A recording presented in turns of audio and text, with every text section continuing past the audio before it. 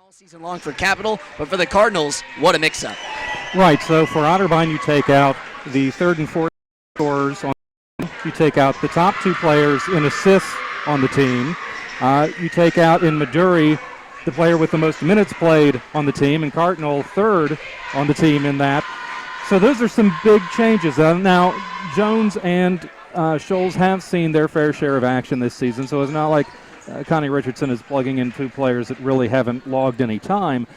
But it is certainly a case in which you have two players who have been key parts of the team, not only this year but in previous seasons, not getting the call in what is probably the premier home game of the year. It will be very interesting to see what the response is. You would hope, and I would think the reaction she's looking to get is to maybe up some people that maybe she had not felt like she was getting out of them previously. Well, the Cardinals, they come in 8th in scoring in the conference, and behind them, they come in dead last in the conference in scoring per game at 58 points, not even around the 60-point mark. But here we go from the Rike Center to get things started in a great evening of basketball between Otterbein and Capital. The tip-off goes out of bounds, and the Crusaders will get the basketball on the first possession of the game. And as you're talking about points per game these teams score, the good thing for them, they may not score a lot on either side. They don't give up very much. As we're talking, fractions of a point difference between what they score and what they allow. But the big key for each of them, I think, is going to be getting off to a strong start and perhaps being able to say something coming out of the tip-off. And that's going to be the theme all night, is low-scoring affairs, both on the men's side and on the women's side this evening. 10 on the shot, Capital. Fondesi kicks it out. It's Ovies, pulls the three, and she got it. And Capital starting off 1 for 1 from deep mark. That's something they have not done well all season, shooting just 21% from beyond the arc this year. And Otterbein has allowed teams to shoot almost 32% from three-point range against them, which is a higher than they shoot themselves. Rebound is pulled down that time by Stone Rock, and Capital will get the next possession. It's Ovies with it, dribbling around the arc now. Inside Stone Rock. Capital slowing down the tempo early, not trying to rush anything. Floater off the rim, no good, and it's pulled down by Scholes. Out come the Cardinals quickly in transition. Kissel with it. Danny Kissel coming in, the leading scorer on this Cardinal ball club. J.C. Jones. Back to Cutteridge. Cardinals have also dwindled down the shot clock. Kissel kicks it out. Inside at Scholes, short corner. No good. And here comes Ovies as she pushes for Capital. No numbers, but she's going to go inside and throw it up. It's no good. And that one is ripped away by Scholes, and it goes out of bounds as she took the dribble right on the baseline. Capital would get possession, but really some rush shots for Capital early in this ballgame. I like the aggressive play of taking it down there, but then to force a shot where she really didn't have one is not what head coach Dixie Jeffers is going to be looking for the Crusader team. And that was a problem, and has been a problem all season for Capital, is that poor field goal shooting percentage. But for Coach Dixie Jeffers, she has been able to kind of corral her team, and here's Ondo with the jumper, got it. And Capital has quickly jumped out in front. And Mark, if you're Capital, that's what you need. A team that we mentioned doesn't score the basketball a lot, but if they can get some confidence, it's definitely going to be a huge boost for them. Well, as we often see in basketball, the game of runs. Yep. And for Capital, if you can kind of stake yourself to a decent lead at the beginning, maybe you're able to hold off Otterbein and weather some of the ones that they may put together. J.C. Jones to the rim, and she is fouled. And Jones will go to the free throw line to shoot 2 free throws. J.C. Jones has not had many shot attempts this season for the Cardinals. She comes in, has played in 5 games this year, partly due to the injuries that she's seen to this point. From the free throw line, she's 67% and knocks down the first of the ball game and gives the Cardinals their first point of the contest.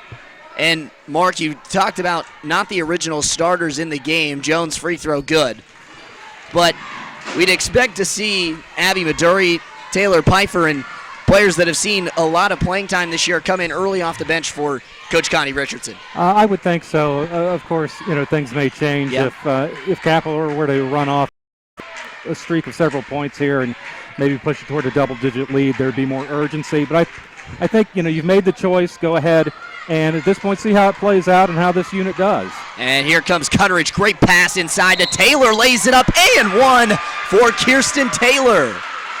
And the Cardinals, just like that, runs. Mark, we've seen the Cardinals have a lot of success getting out in transition, and that time a great feed from Cutteridge inside to Kirsten Taylor. Ran the floor beautifully. Cutteridge is what sets that whole thing up. I mean, Taylor finishes, but without a pass, it really was threading the needle, and then also able to get the basket in the foul. You don't get the points in that situation. That is good movement. Both of these teams have shown a bit of willingness to want to press the tempo and try and maybe catch the other team being slow, getting back on defense. Right now, Otterbein's executed that a little bit better. Capital has tried to create things where the opportunities haven't been yet. Chelsea Plaw and Cassidy Bosch check in for Capital, so Dixie Jeffers going quickly to her bench. And that one, Otterbein going with a little bit of three-quarter court press, tipped out of bounds, but Capital will keep possession. And that's something we've seen Coach Connie Richardson kind of evolve over the years and continue to do more, is going with that sort of three-quarter court press. And for the Cardinals, a team that has a lot of great guard play, it's worked out well for them this year. And inside, we've got some bodies tangled up. It's Chelsea Plaw and Abby Scholes. And we've got a foul. We'll see who it's on. I think that's going to go on Scholes. Yep. So Scholes, her first and the team's first of this quarter. One thing to consider for Otterbein on defense, there really isn't anybody for them to key in on. If you look at the leading scores for Capital, they have nobody in double digits. They have 4 or 5 players right around that 7 to 8 points per game, which tells you that they don't have a go-to player. Plaw inside, and you mentioned it, not a go-to player, and Plaw off the bench. It's a bucket, and Capital retakes the lead, and now Kirsten Taylor has an offensive foul trying to post up and seal Chelsea Plaw. So quickly, the Cardinals also going to go to their bench here. And we mentioned it. Here comes Allen and Abby Maduri. And they're going to replace Cutteridge and Jones. Yeah.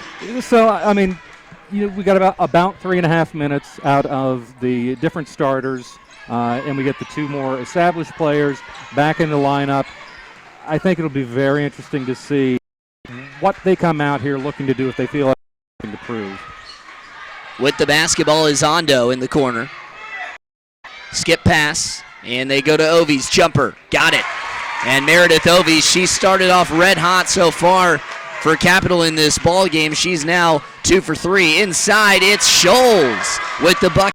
Just like that, the Cards strike right. So quickly, Mark, we talked about not a lot of scoring on these two sides, but right now, both teams very hot from the field. Yeah, Capital, you mentioned that they don't have a very good shooting percentage on the season. That so far has not proven to be the case.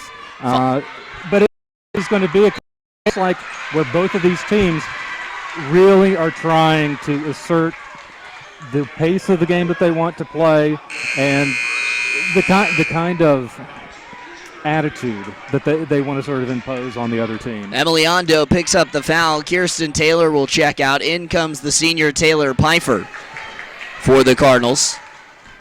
And Allie Cardinal will dribble this ball up the floor for Otterbein. And in many respects, this is what you would have sort of considered kind of the core Otterbein. We'll see how they're able to do in terms of the scoreboard. Quickly, Chelsea Plaw foul on the hedge there. The Cardinals will inbound from the baseline, trailing by 2 early in this ball game. Already 4 fouls halfway through the quarter. And the next one, Cardinals will be in the bonus. It's Scholes, shot, no good, but we got a foul on Colleen Fondesi. And Fondesi will pick up the foul. Scholes will go to the free throw line to shoot 2 free throws. And it's a good job by Scholes, really there to just draw the foul where she didn't have a particularly good shot. So in that situation, why not? You get to go to the line for 2, and Otterbein will be in a bonus situation for the rest. Scholes' free throw, no good. And Scholes has really come on since becoming a Cardinal.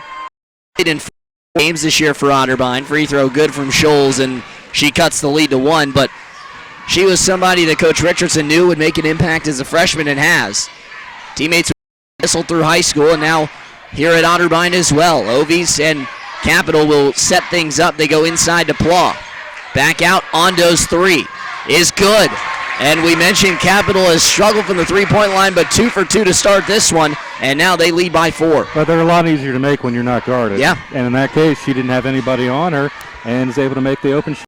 And I'm sure Coach Richardson talked to their team saying, you know what, we'll give up the 3 with the poor shooting they've had. Cardinal knocks down the 3, and the Cardinals strike right back. And back and forth we go. It's take one punch and then give one right back so far in this one early. Not that they're going to keep up this pace, but if they do, both teams would just about score their season average in the first half. Yeah. Basketball with Colleen Fondesi into the corner to Ovies. Double down, and that's Kissel that ripped it away. But we're going to get a foul on Danny Kissel, and that'll be her first personal. Substitutions coming in. It's Kirsten Taylor and Delaney Cutteridge. You also mentioned the fouls for Capital, but Otterbein now inching closer towards that bonus. Just 2 fouls away. 5 fouls, though, for Capital, so that's also something to look at is can Otterbein capitalize from the free throw line when they get their opportunity. Against Capital may be a difference because the Crusaders average have been outscored by at least 2 points per game foul line. It's a season average. Pushing quickly are the Cardinals. Cardinal flips it to Maduri. Nice fake from Cardinal. Jumper, got it. And Allie Cardinal off. She's already got 5. Fine, and the Cardinals retake the lead. Actually, first time they've had the lead. And Cardinal, you see her come in, and immediately she's made a difference on offense. And quickly, Meredith Ovies misses that one. And Capital has gone a little bit cold these last couple of possessions. Basketball tipped out of the hand of Taylor, and the Cardinals will get it back. So Otterbein looking to try and extend this lead here with just under 4 to play in the first quarter. Otterbein shooting 67% from the field so far. You'd take that for the rest of the game. Maduri with the basketball. She should put up a shot in this ball game. High Taylor inside to Pfeiffer. Pfeiffer's jumper, got it. And Taylor Pfeiffer. We talk about bench scoring, and so far the Cardinals have gotten contribution from their bench.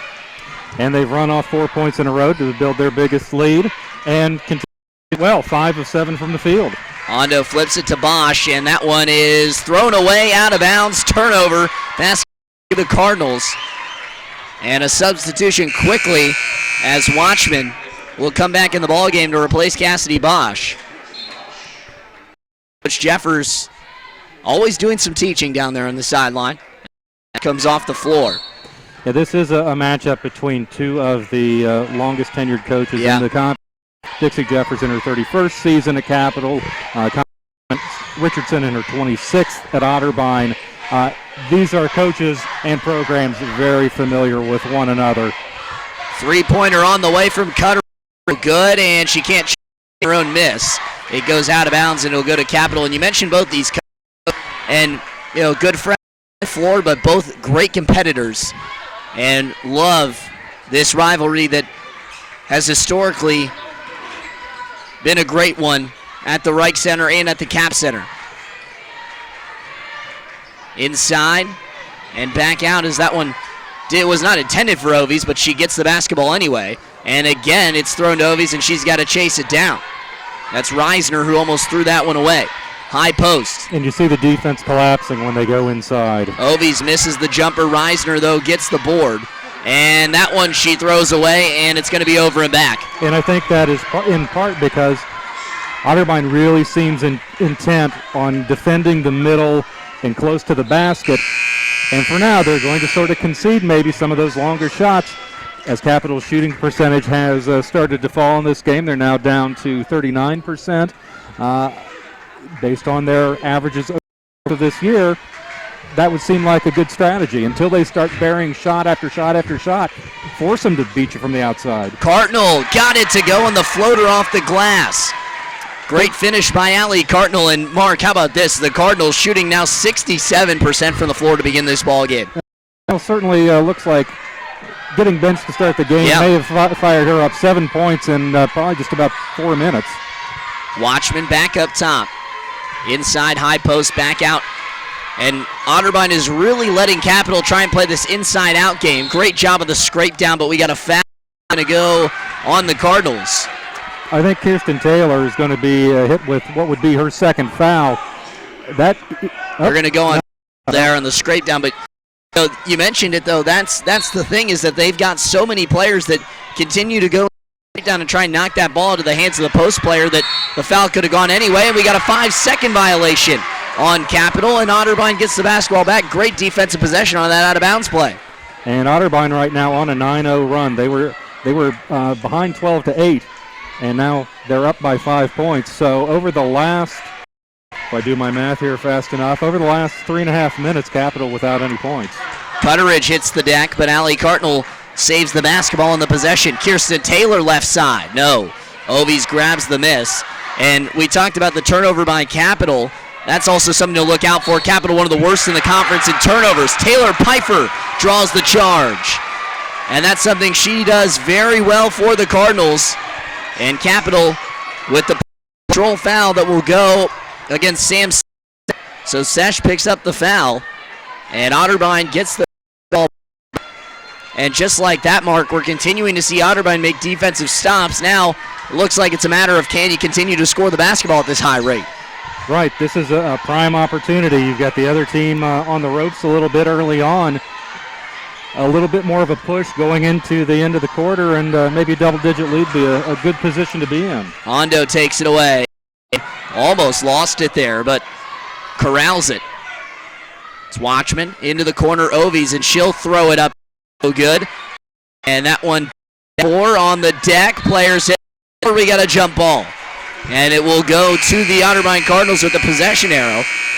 Danny Kissel and Campbell Moriente check into the ball game, replacing Kirsten Taylor and Allie Cartnell. But, we talk about bench scoring for the Cardinals, Mark, and they've got 9 points already in this ball game. Well, I think importantly what they've been able to do is sort of run the offensive game plan that they want to open up the sort of that has been relatively uncontested. And on the defensive end, they've been able to challenge Capital in a lot of situations to force them to take the kinds of shots that, at least what the statistics show, they've not been very good at making on any sort of a consistent basis. So you've got Capital now not having scored any points in the last 4 minutes plus, and Otterbein 9 in that. I mentioned earlier as the game of runs. Capital scored the first 5 points. Otterbein scored the next 5 points. Otterbein's on a 9-0 run at this point of the game. You just kind of have to make sure that you don't have any major stretches like Capital's in right now where you're not putting points up. This is probably going to be a low-scoring game, even though it's not reflecting that currently, and that's what you can't really give up. 30-second timeout was called on the floor.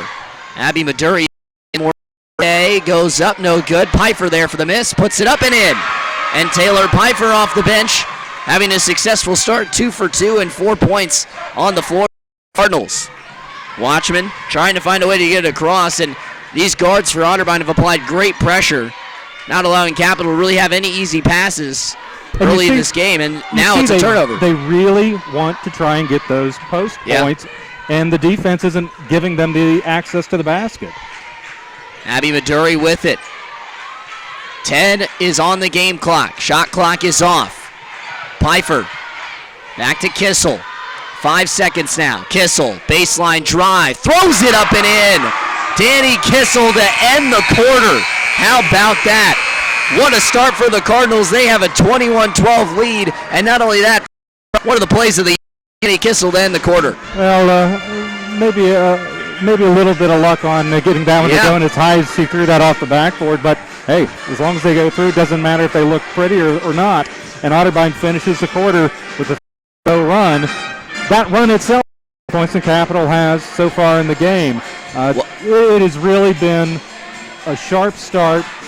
It's hard, you always wonder, is this because there's the emotional element in making the changes in the lineup?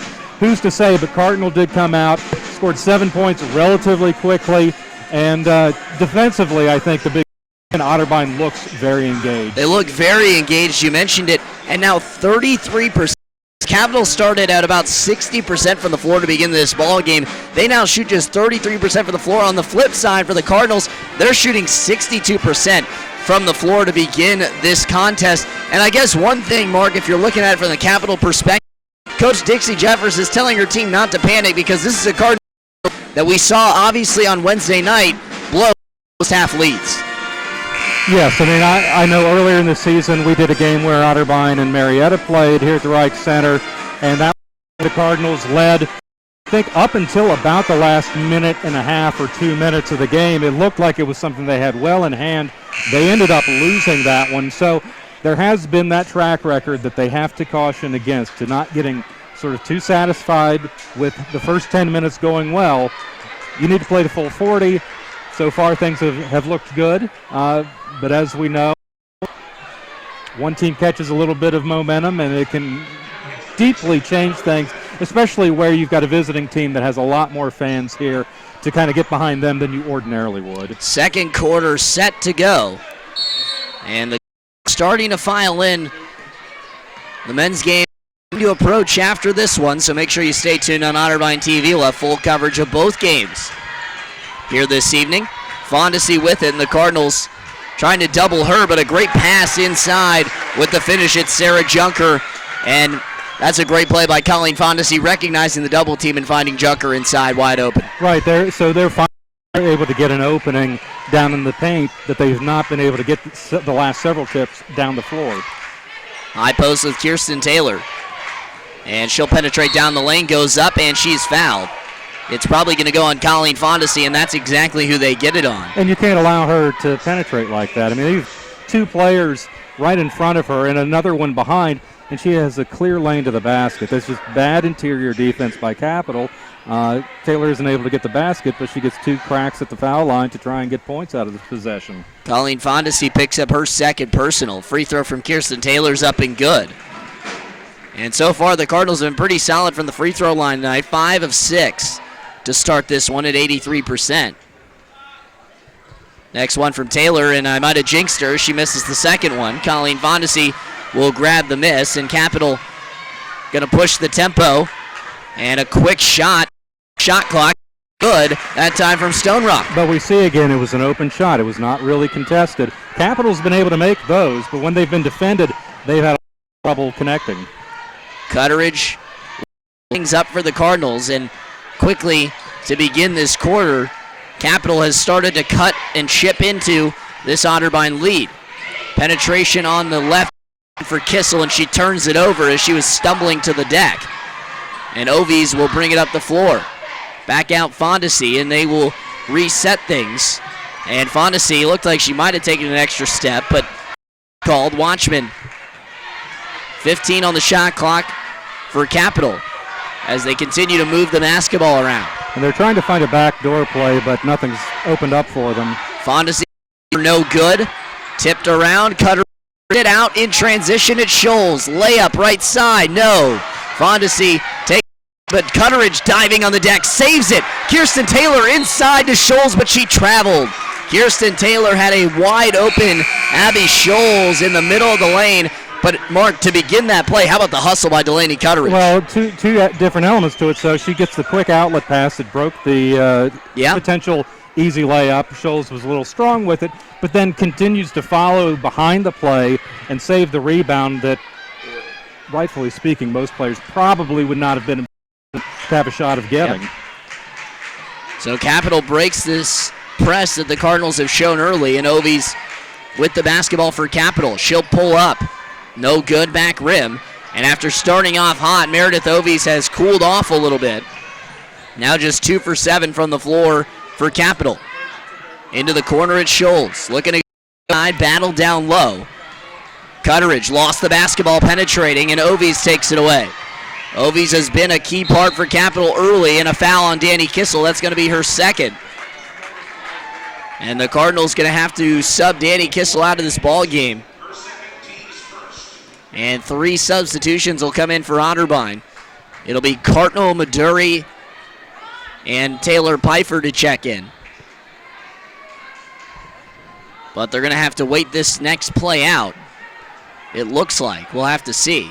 Well, I wouldn't know why. I mean, well, now they're going to go. Now they're going to let him go here. But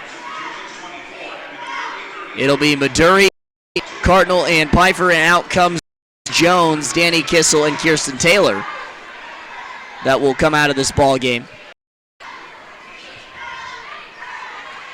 But Capital basketball, and now an even bigger chance to try and cut this lead to possibly 3 if they can find anything beyond the arc.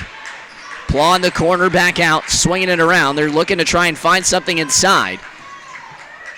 But still doing. Now here comes on the baseline Junker, and she's fouled. So the Cardinals get a foul that goes to Pfeiffer. And that'll be the second foul of the quarter for the Cardinals. And they're going actually on Abby Scholes. So that's 2 on her. Yeah. The Cardinals starting to get in a bit of foul trouble. Nicolette Campbell-Moore is at the table. See if she can 4 goals. Free throw is up and good from Junker. And that is who she comes in for. So Campbell-Moriente checks in.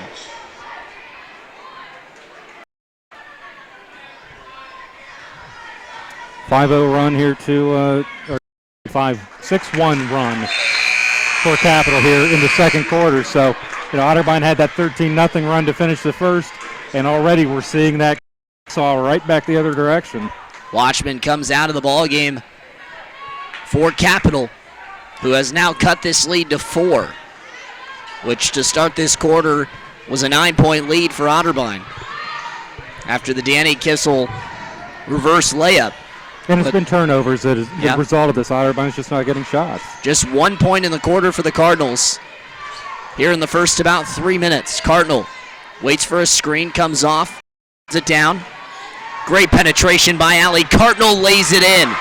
Just slipped around Emma, who didn't cut off her lane, and an easy 2. That's a great penetration move by Cardinal, and that's 9 points for Allie Cardinal to begin this ball game.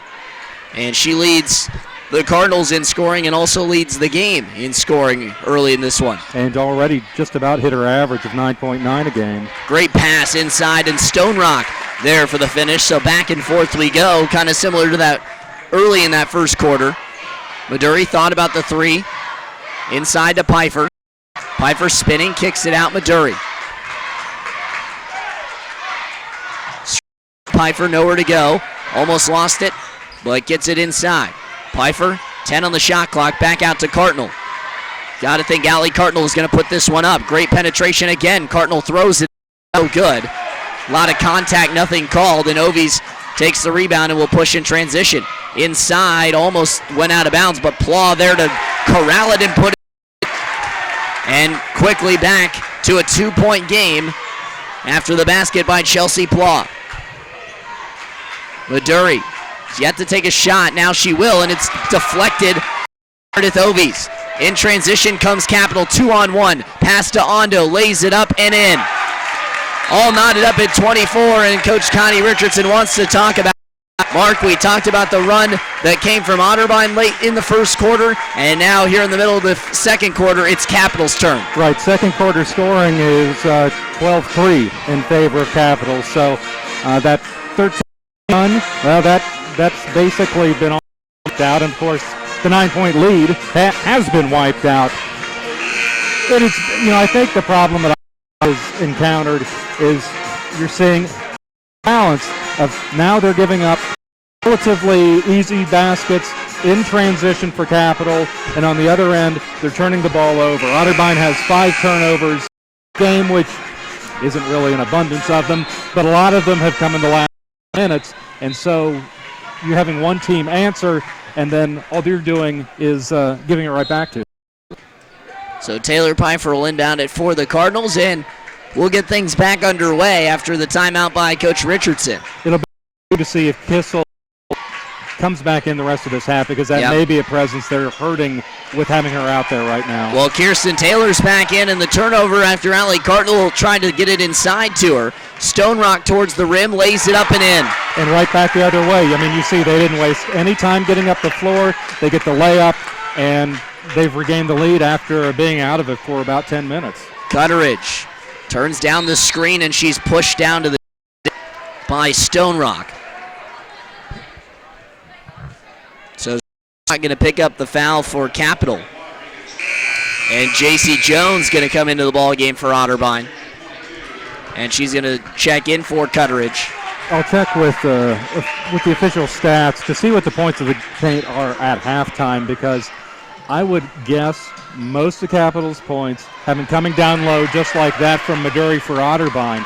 You got to get back to that defense where you're plugging up the middle and pushing it out and making Capital beat you from the perimeter. And right now that's not happening. Well, and that's Abby's first bucket of the ball game for the Cardinals. Almost was able to get out in transition, but a travel again on Kirsten Taylor. That's the second time that she might have had an Otterbein Cardinal for a layup and is called for the travel.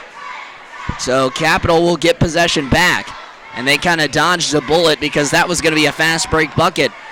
And Mark, we've seen this a couple of times. Coach Richardson, she lets her team run, and Otterbein's been able to do that at times, and here they might have a chance to get Allie Carter the rim, lays it up right side, and it's no good, but a foul on Kirsten Taylor, and that's a big one. Yeah, and that one is an unnecessary one because that's just sort of losing control of yourself in pursuit of the rebound. It's a second foul on her. You've already got Kissel fouls. You've got Scholes with 2 fouls. As a whole, the team doesn't have a bunch, but they've got them grouped among some pretty key players. In terms of going back to just the transition and maybe some of the turnovers that have happened in that, I think that's okay. If you're forcing the pace, if you're really pressing the other team defensively, more often than not, if it's paying off, it's a net positive for you. Inside, it's Stone Rock. Lays it up, no good. Battle for the rebound. Pfeiffer grabs it, and we got a foul over the back. It's going to go on Chelsea Plaw. She fouls Taylor Pfeiffer, and that's her second. So both teams now with 3 fouls in this quarter, making them 2 away from the bonus. Cardinal bringing the basketball up the floor. She's been the lone bright spot really for the Cardinals so far in this one. Maduri to the top of the arc to J.C. Jones. Runs off a couple of screens and gets it to Maduri. Maduri pulls the 3, no good. And the rebound is battled for and ripped away by Junker. She misses it, but it is an open shot, and I think most of the time you want her to take that if she has the opportunity. And Abby Maduri is one. She'll throw it up there a lot in this ball game. We've seen her do it multiple times with double-digit 3-point attempts. Inside, no good from Junker. Stone Rock grabs the rebound, still battling. Nicolette Campbell-Moriente, and we got a jump ball. How about the battles inside so far in this ball game? Both teams very physical in the glass. And Capital does seem to be showing a little bit more of a presence, especially on the rebound, than we saw in the first quarter. Part of that may be Otterbein. If Otterbein, they've really wanted to get it inside. Otterbein wasn't letting them. Now we can see why they don't want them to get it inside. Even if they're not making the baskets, they are getting the opportunities to maybe have that second or even third attempt. So Cutteridge will set things up for the Cardinals. Cutteridge, Jones, Pfeiffer, Campbell-Moriente, and Maduri on the floor for Otterbein. And an offensive foul on Taylor Pfeiffer. Again, we're seeing Otterbein really struggle in the half-court set. And Mark, we've seen this time season for the Cardinals not being able to produce points at times in that half-court set, and it's really cost them. And part of the reason they've been trying to get out in transition and steal a couple of buckets that way. Sure, but the worrisome thing is they are accumulating fouls on their post players. And they got another one there that might go, I believe, on Taylor Pfeiffer. We'll have to see. And that'd be 2 for her in the span of about 30. No, it's going to go on Nicolette Campbell-Moriente with the shove. But the basketball will stay with the Crusaders. Just about 3 minutes to play in this first half of action. And that is going to send to the line Reisner at the free throw line. Already in the bonus is Otterbein. You mentioned the fouls coming in that first quarter. Otterbein didn't get to the free throw line a lot because of the bonus, and Reisner misses the free throw, but now we're seeing Capital take advantage of the bonus here in this second quarter. And it's not something they have necessarily had an edge on as the season has gone along. So, I think what we're seeing to a certain degree is the line is really fighting on defense, but there may be in some cases being a little more aggressive than the officials are going to permit them to be. J.C. Jones knocks down the 3. J.C. Jones from beyond the arc. Hasn't taken many of those this year, and Campbell Moriente had it stripped away, but the basketball will stay with the Cardinals. And head coach Dixie Jeffers is furious. She thinks that basketball goes to Capital, and Mark, vantage point, it might look that way, and they switch the call. So the call switched. It did look like Campbell Moriente just lost the handle on the basketball, but JC Jones knocks down the three from beyond the arc. And for her, that's just her third three-point field goal of the season for the Cardinals. At a 3 for 5 from beyond the arc. And both teams 2 of 3 from three-point range. Yeah. So, you can see this has been a game right now that has been more about getting baskets down low as we get from Reisner. Reisner with the bucket inside. Maduri pushing quickly in transition. Pulls it back out. Thought about putting up the jumper. Instead, gets it to Cutteridge. They swing it around. Pfeiffer, she'll take the jumper. Yes. Taylor Pfeiffer again knocks it down. And she's come up with a couple of big buckets from that short corner. Yeah, that was a tough shot. I mean, she had a defender right on her and is able to get it up and in. Otterbein has shot the ball well today. They are over 50%. It's just been some of the ball handling that has allowed Capital to creep back into the more. And here's another foul on the Cardinals. This one on Delaney Cutteridge, who picks up the foul. And that could again prove costly as they're sending Capital line for some freebies. Stone Rock will be at the line to shoot him.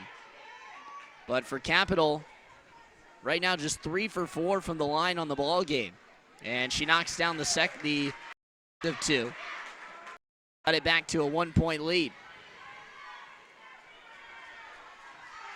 But Capital has battled back in this game after the Cardinals had the first battle back of the ball game. And you mentioned at the beginning of this telecast that it was going to be a battle of runs, and right now it's proved that way.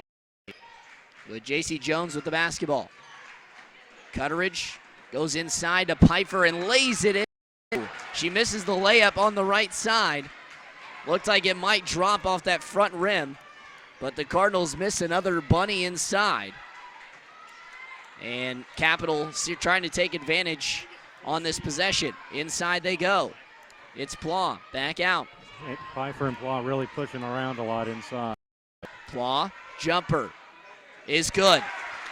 So how about that 4-point swing there after the missed open layup by Taylor Pfeiffer, and then Pla comes down and gets the easy one. It's Campbell Maury, and she puts it in with the left hand. And you see again just the quickness in getting down there and trying to get a shot. Capital doing the same. Ovies misses it. JC Jones tried to save it, but had her foot on the line, and the basketball stay with the Crusaders. Allie Cartnell going to check in for the Cardinals. And we'll see who she'll replace. She's going to replace Delaney Cutteridge. We talked about how these teams have the exact same record. We figure it's going to be an evenly matched game. First quarter, Otterbein 21 points, Capital 12. Second quarter, Capital 21 points, Otterbein 12. Very evenly matched contest to this point. Generally well played. I mean, Otterbein's been a little sloppy with how they've handled the ball. I think both teams have had their sloppy stretches, but you mentioned I think it has been pretty evenly matched, and we've got an offensive foul that's going to go on Junker. So Junker picks up the foul with just about a minute to play in this second quarter. And we'll see the Cardinals play this if they try kind of a 2-for-1 situation here. Maduri back to Cartnell, and she's been deadly off the dribble. Step back, crosses over inside. Great pass. Campbell Moriente it to fall, but she will head to the line for 2. It was a tough shot, but Cartnell was able to get that into her when she didn't really have any avenue to the basket herself. And that's what you've got to do. Try to create things, especially when the opportunities aren't there for you. Cartnell, one of the 2 leaders on the team in assists, and that would be an instance of why she's up there. Campbell Moriente knocks it down, and Reisner going to check back in for Capital, who trails by 1. Junker will come out.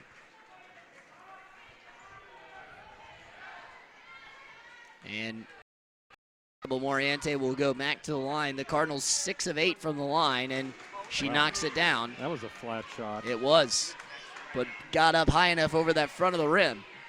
And the Cardinals throwing this press out to the Crusaders, but they've done a good job, Mark, of really being able to get that basketball out of the backcourt and at least set things up in the front court. Haven't seen many turnovers from both sides of the backcourt. But at least look, notice how far out, how high they have them pushed on offense. And Otterbein going to probably get the last shot of this quarter. Ovi's jumper is short off the front rim, and Maduri gets there first. 10 on the game clock. Maduri. Take your time, you got it. Kicks it out. Cardinals, 7 seconds. Cardinal lost the basketball, gives it. Maduri just heaves it up there. It's no good. And that will be pulled down by Chelsea Plough, and that will do it for the half. So the Cardinals, they lead it by 2 as we head to the halftime break. And Mark, this is the kind of battle that we were looking for here in this first matchup, but on the women's side of things in the doubleheader of Capital Otterbein. Yeah, the last shot's not what you would have hoped for, but I think that, again, it's instructive to look at the last possession for Capital on offense. I believe they ever got the ball free throw, and that's something that you're not going to be able to do that every time on offense. Can continue to push them out more. We've seen Capital has not shot the ball very well from the outside. The numbers tell you that they're not shooting the ball very well as a team. That's what I think this is going to have to continue to be, because when they've been able to do it, Capital has been able to score. Side of things, when I've been able to sort of, break out quickly off of a missed shot or a made shot, that's what they've wanted to do. They have shown a little bit more of an ability to shoot the ball. I think around 55% for the first half. So they've played, I think, a very solid game. Was able to sort of weather the storm of Otterbein jumping out on them at the end of the first quarter. This is a game where we this team, as the rival for their school. You get down a little bit, you're still going to push back. It's not going to be a situation where, you never want to lose. But I think a team that is the one school that you really want to beat, there's that added incentive to kind of get the emotions going, even if things aren't going so well. All right, well, we'll take a break here. Halftime break. It's 35-33. And back for second half action. I'm Elijah Gonzalez. That's Mark Piver, and we'll be right back.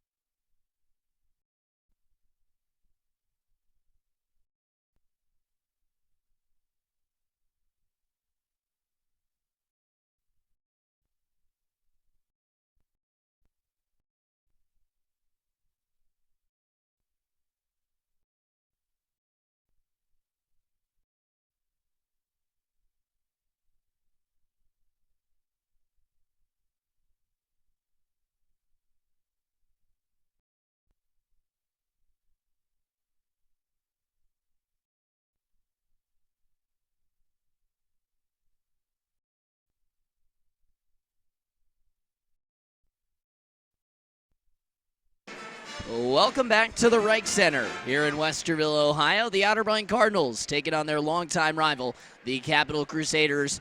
Women's basketball, Elijah Gonzalez, Mark Pfeiffer alongside. 35-33 is the lead for the Cardinals as we're almost set to begin the third quarter of action. And Mark talked about a game of runs, and you mentioned it at the beginning of the course, and now look where we are. A bunch of runs has got us to a 2-point game in which Otterbein dominated the first quarter. Capital dominates the second quarter. Who do you think is going to dominate this third quarter? Well, I mean, I the way Otterbein has played overall, their shooting percentage is better in the game. They're 52% from the field. They have shown themselves capable of playing some really good defense down low. That didn't happen maybe much in the first half of the second quarter. But all in all, I think they've played a relatively solid game. The issue for them is going to be being able to close out. We've seen before where maybe they've been good through three quarters, but the fourth is where they've fallen short, and this is one that is going to probably require playing all the way through to the end. I know that's a cliche and that they all do, but Capital is a team that does not appear like they're going to go drift away if Otterbein's able to put up a lead on them. This is, I should also add, a Capital team. Every game they've won this year, they have won by 9 points or more. This is going to be a pivotal quarter, I think, to see if they're able to maybe stretch something out. So jumper on the way from Ondo, and she knocks it down to begin the third. Has knotted this game up at 35. For the on the floor, it's Cutteridge, Kissel, Scholes along with Kirsten Taylor and J.C. Jones to begin this second half. Is good from Kirsten Taylor. Nice up and under move from Taylor, and she's got the Cardinals back in front. So just as we did early in this ball game in the first and second quarter, it's back as we go early in the third. And one thing to keep in mind, foul trouble may end up playing the difference. Otterbein has 3 players with 2 fouls each in Scholes, Kissel, and Taylor. Capital has 4 with 2 fouls each. Great pass inside. Kirsten the layup. The pass coming from Delaney Cutteridge. And pass on the break. And Kirsten Taylor, Mark, there's been a lot of great post players that have come through Otterbein. Kirsten Taylor, one of the best at running the floor in transition. Yeah, we saw earlier where she had some opportunities, maybe wasn't able to close out on them, but we've seen this has been a case in which teams have really tried to get quick shots, and if they haven't, trying to work it around has not been successful.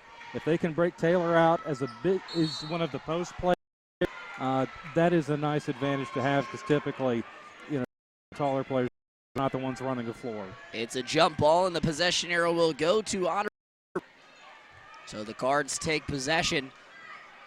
Point advantage as Cutteridge will be guarded by Ovies, taking the basketball up the floor. Kissel thought about the 3, gives it inside to Kissel. Kicks it back out. 15 on the shot clock. Danny Kissel over to Kitchen. She'll wait for a screen. Gives it off to Kissel. Under 10 on the shot clock. Kissel spinning. Kicks it out. 3 now. Cutteridge got to take a shot, and Ovies rips it away with a jump ball, and the possession arrow will go to Capital, but a great defensive possession that came from the Crusaders that time. And I think you see Otterbein want to try to get Kissel started. He only had 2 points in the first half and is the leading scorer on the team. Obviously, that's someone you would like to have contributing more than she's been able to so far. The downside in this case, there really wasn't anything available for her, and by the time clock was almost out, the ball gets swiped away. Ovies jumper no good, and J.C. Jones will get it off to Kissel, who's trying to push. Kissel towards the middle of the lane, right side, and lays it in. The Danny Kissel that we've seen all season long. Cardinals creating a play for herself off the dribble. And Ondo just wasn't able to keep up with her. She trailed her for quite a bit on the court, and by the time it got down near the hoop, Kissel was able to blow right around her for the easy 2. Full timeout by head coach Dixie Jeffers. Seeing the lead stretch out a little bit for the Cardinals, trying to shift the momentum. And Mark, we've seen this happen before out of timeouts for Coach Richardson's bunch, is seeing the other a lot of the momentum. What's the key for Coach Richardson to keep her team in the momentum swing that they have right now? Well, I think it's just a matter of continuing to do the things that have worked for you, which has predominantly a stout interior defense when that opportunity has presented itself, forcing Capital just into the sorts of things that they do not do, and then trying to get quick baskets. I mean, if you look at Otterbein's numbers, they only have 5 assists in the first half. Sort of tells you that they've had trouble distributing the ball, and that a lot of it has come sort of in transition. That is something you would hope to improve upon, because you'll probably be able to win this game running time after time. But it has been a case in which I think we have seen a lot of different people get involved. Cardinal is the leading scorer in the game right now for them, but you've got a lot of other players that have points on the score sheet, and they've been able to spread it around. So now Watchman will inbound to Ovies, and we'll get action underway here at the Rike Center. Watchman with the basketball. 16 on the shot clock for Capital. Hondo guarded by Jones. Penetration, no good. Stone Rock in there battling, throws it away. Was looking for somewhere to go outlet and had nowhere, and just kind of heaved it in the general direction of some purple, but unfortunately for her, it was the bench. And there's that interior defense. So they didn't get the rebound, which with 2 Otterbein players there to 1, you would hope you would be able to do. But even without getting that, they're able to clamp down on defense and force a turnover. With the ball to Kissel. Kissel had the last bucket for the Cardinals. To Scholes, inside Kirsten Taylor. Move by Kirsten Taylor, and pass from Scholes. And that shows you that it's not just the player with the basketball, but the player without the movement off the ball created a basket. And now Otterbein's got one of their bigger leads of the game. Inside Ondo in the high post. Ondo spinning, 10 on the shot clock, fouled, and she'll go to the line to shoot 2. And Otterbein kind of bailing her out there because fading away, spinning around, kind of a spinorama turnaround, and it was no good, but Otterbein bails foul. Absolutely, that was not a shot that looked like it was very in control, but it happens from time to time. I mean, the critical thing there is the 3rd foul on Abby Scholes, so we're going to probably see her come out of the game right here, and in fact she will, for Taylor Pfeiffer, who has 2 fouls herself. So, they just keep trying to keep Capital from getting that ball in, but they do have to watch how aggressively they're playing it, because we got a lot of time yet to go in this game. They cannot afford to have to sit a couple of their post players this early. J.C. Jones, along with Cutteridge, check out of the ball game. And in will come Allie Cardinal and Abby Maduri. Free throw on the way from Ondo is good. And the lead's now 7, almost a turnover there. Vondesi got her hand on it. But Cardinal will bring it up the floor for the Cardinals. Not a good pass on the inbound from the senior Taylor Pfeiffer. That free throw, first point for Capital in a little more than 3 minutes.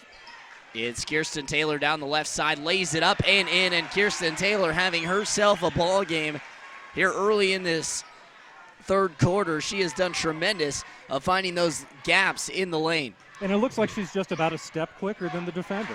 Pla answers right back with the bucket, and Abby Maduri has to save that one from almost going out of bounds. But she does, and the Cardinals will get set in the front court. Trying to go inside to Pfeiffer. Good job by Capital to not let the interior pass. They the high post to Kirsten Taylor, almost threw it away. It was tipped. And Abby Maduri, 10 on the shot.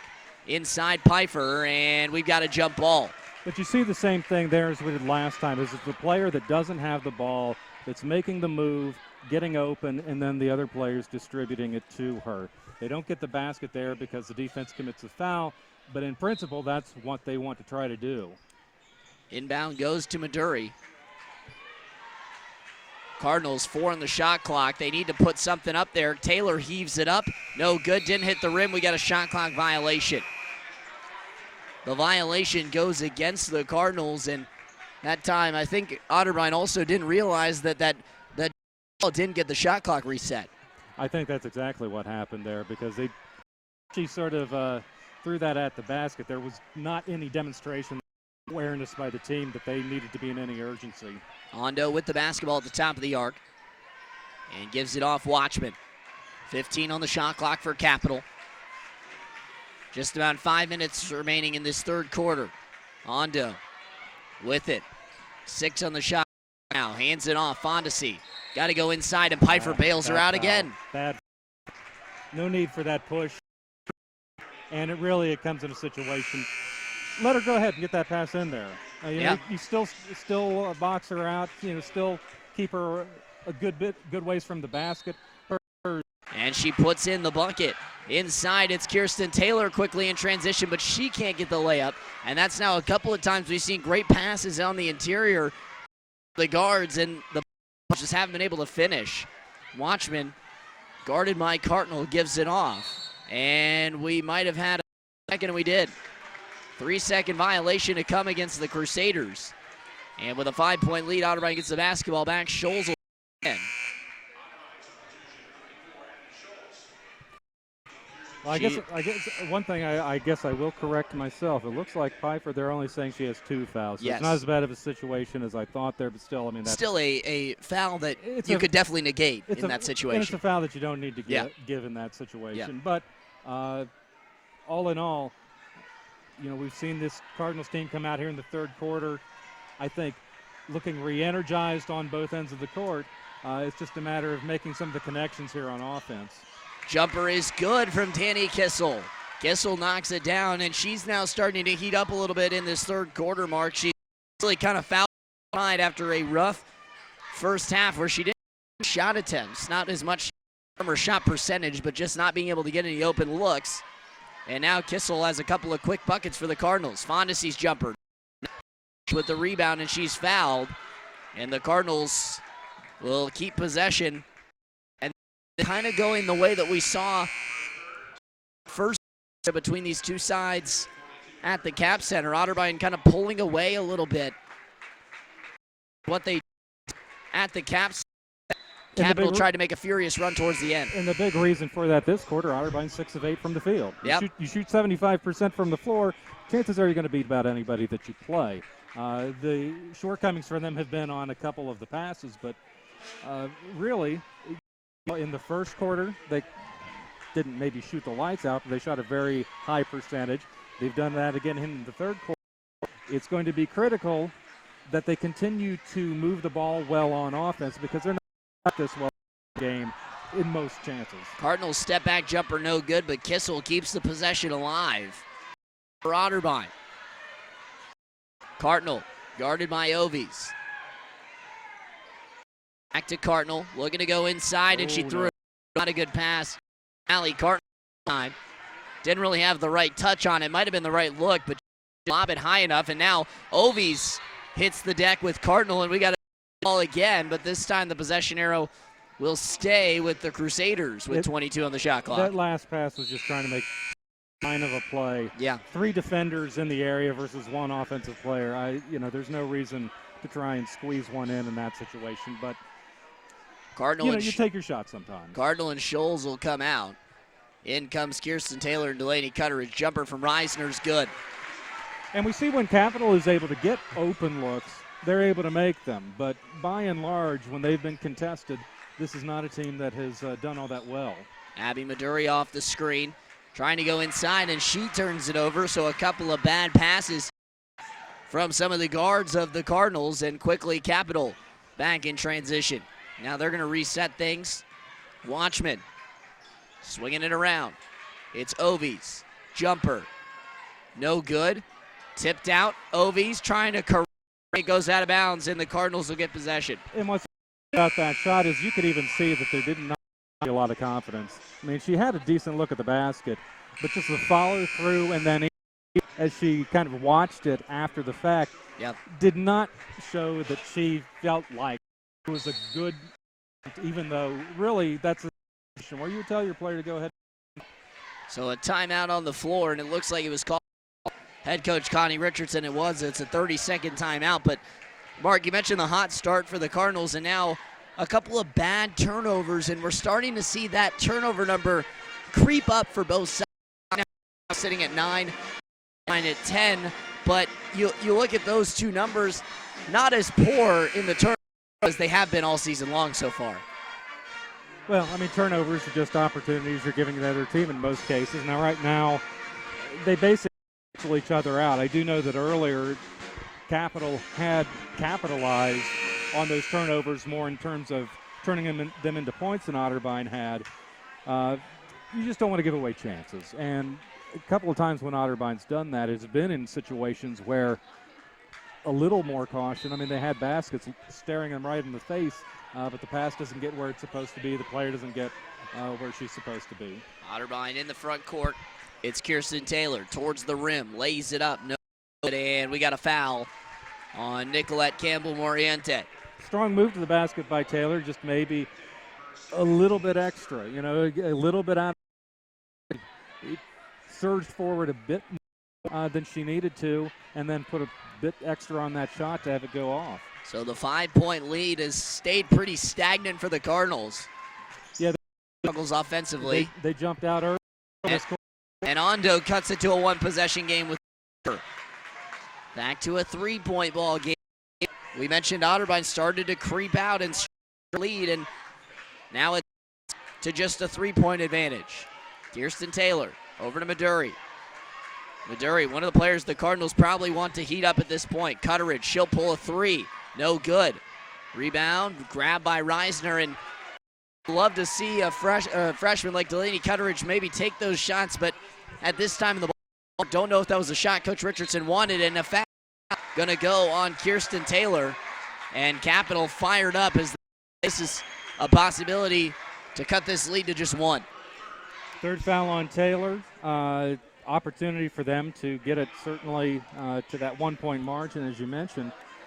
I think what we're seeing offensively for Otterbein, they're not getting offensive rebounds. Only 3 games to this point, which isn't going to cut it when you're talking a fine difference in winning and losing. They're not getting those second chance opportunities. So J.C. Jones, Cutteridge, and Campbell-Moriente come out. Free throw from Ondo is good. Point game. Ovi's going to check in for Capital. She replaces Sesh. But you also talked about the foul trouble in the post, and Mark, now you look at it, it's Scholl, 3, and Kirsten Taylor with 3. So you've really limited what you can do, both defensively with both those players in trouble, but Kirsten Taylor's still in the ball game. Well, I do think the one thing to is still enough time off the clock this quarter that 3 fouls at this point is not a big deal. It becomes one in a hurry if those players pick up those 4th fouls, though. So the 11th turnover for Cardinals after Kirsten Taylor tried to find Cardinal on the backdoor pass. And Capital will take back possession. Just over a minute to play in this third quarter. Reisner got it, and Capital back in front. So the Crusaders and their fans starting to get a little bit loud here at the Rike Center with Otterbein in front, with Capital in front. First lead for them since 33-31 lead at 1:19 in the second. Maduri kicks it out. Cardinal, she'll pull the 3. Yes! Got it to go. Allie Cardinal, and the Cardinals regain the lead. And Allie Cardinal coming up with another big bucket, and that's what you expect out of the sophomore point guard out of Newark. Ovies down, skips it. Swinging. Stone Rock. Into the corner, Reisner, inside Junker. Spins, goes up, no good. And Maduri grabs the rebound. Maduri, shot clock about a 1-second difference, and they're going to turn it off. So the Cardinals have a shot clock off to end this quarter, and Coach Dixie Jeffers telling her team to back up and let them hold for the last shot here. 10 on the game clock. Maduri off a screen, penetrating, right side, lays it up, missed it. And the rebound pulled down by Reisner. Under a second to go, and we have that's going to end it. It looked like Reisner might have traveled, but they don't call it, and that's the third quarter mark for Abby Maduri. A huge miss, and it just reiterates my point. We have seen so many uncontested layups missed by the Cardinals in this ballgame. and they're still shooting a good percentage. Yeah. That's the crazy thing is they're 52% for the field from the game. But think if you take, there's probably been, I would say, at least 4 or 5 misses inside, easy bunny layups. You take those points and add them to the Cardinals, this is a much greater lead possibly than what it is right now. Sure. I mean, any time essentially wiping points off that you would have had there in 90% of the time, I would say. It's not a positive thing, certainly. The good thing maybe for the Cardinals, while it is a 2-point game at this point, Capitol scored 48. On the season, they averaged 58. 58 points is not enough to win this game. Now, I think Capitol will probably score more than their average when everything checks out, but they're still going to have to put up one of their higher point totals of the year. I have still yet to see them convince me that they have the ability to either A, have a go-to player when they need a basket, or B, be able to hit shots from the outside. Both of these teams really have concentrated much at points in the paint, and Otterbein, I think, does have a bit of an edge. It's just going to be a question. Really, they've just about dead even through 3 years. Who's going to come out on top here? Cards take a 2-point lead into the fourth quarter of action. Scholes will inbound it to begin this final quarter of play for Otterbein. Danny Kissel to Cardinal. Cardinal thought about the 3. Now she'll put it on the deck. Maduri pulls the 3.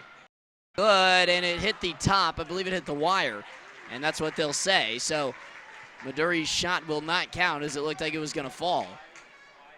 And the 2-point lead for the Cardinals will stay right there after the empty possession. Ovies. Basketball up the floor, gets it to Reisner. And penetration for Capitol. Side, Stone lays it in. And we're knotted up at 50. A nice way of her just spotting the player sitting there waiting to get the basket and nobody in front of her to impede her progress. Cardinal trips on the leg of Ovies, and that's going to be the foul on Meredith Ovies. And another big factor in this fourth quarter, Mark, you think the foul trouble for both teams player-wise, probably not as much of a factor, but definitely the bonus could play a factor in this fourth quarter. Sure. I mean, if you look at the point totals on the year, both teams have scored the most all season in the fourth quarter. You have to figure that foul shooting is a big factor in that. You don't want to be sending the other team to the line in the close game for freebies. Maduri's jumper is an air ball, and it's grabbed by Reisner, and quickly out comes Capitol. Stone Rock towards the left side of the rim, lays it in, and Capitol has the lead by 2. Coach Richardson hoping this isn't deja vu from night when the Cardinals had a collapse in the fourth quarter against Wilmington. But they did have that against Marietta earlier. They did have that as well. Maduri's 3 is short, and it's tipped out of bounds. It'll stay with the Cardinals. Abby Maduri, she's gone cold to begin. And you appreciate her willingness to shoot the ball, but with having her shoot it 3 times in a row down the floor, especially when she hasn't made any of them, is the right idea. That's 4 shots. 0 of 5 from beyond the arc and 1 for 9 from the floor tonight. Reisner almost tripped up, goes inside to Stone Rock. Foul by Kirsten Taylor. That's number 4. That hurts. And Mark, you talk about all the point swings, and right now, Otterbein has had Abby Maduri possibly kind of shoot the situations. You don't want one player just kind of hogging all of the opportunities on offense. And again, you applaud the initiative that she's taking, but perhaps there could be some better decision making.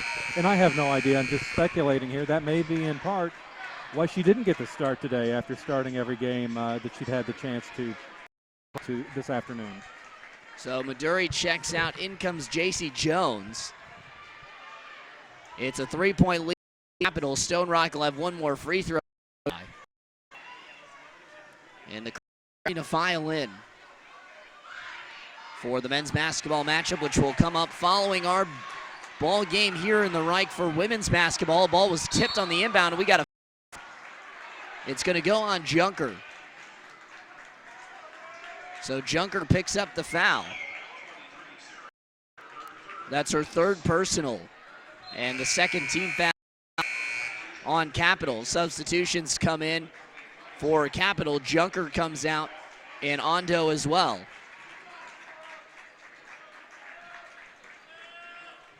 So the will set things up in the front court after almost losing possession in the back court. And we have a foul on Capital. And it will keep the basketball here for Otterbein.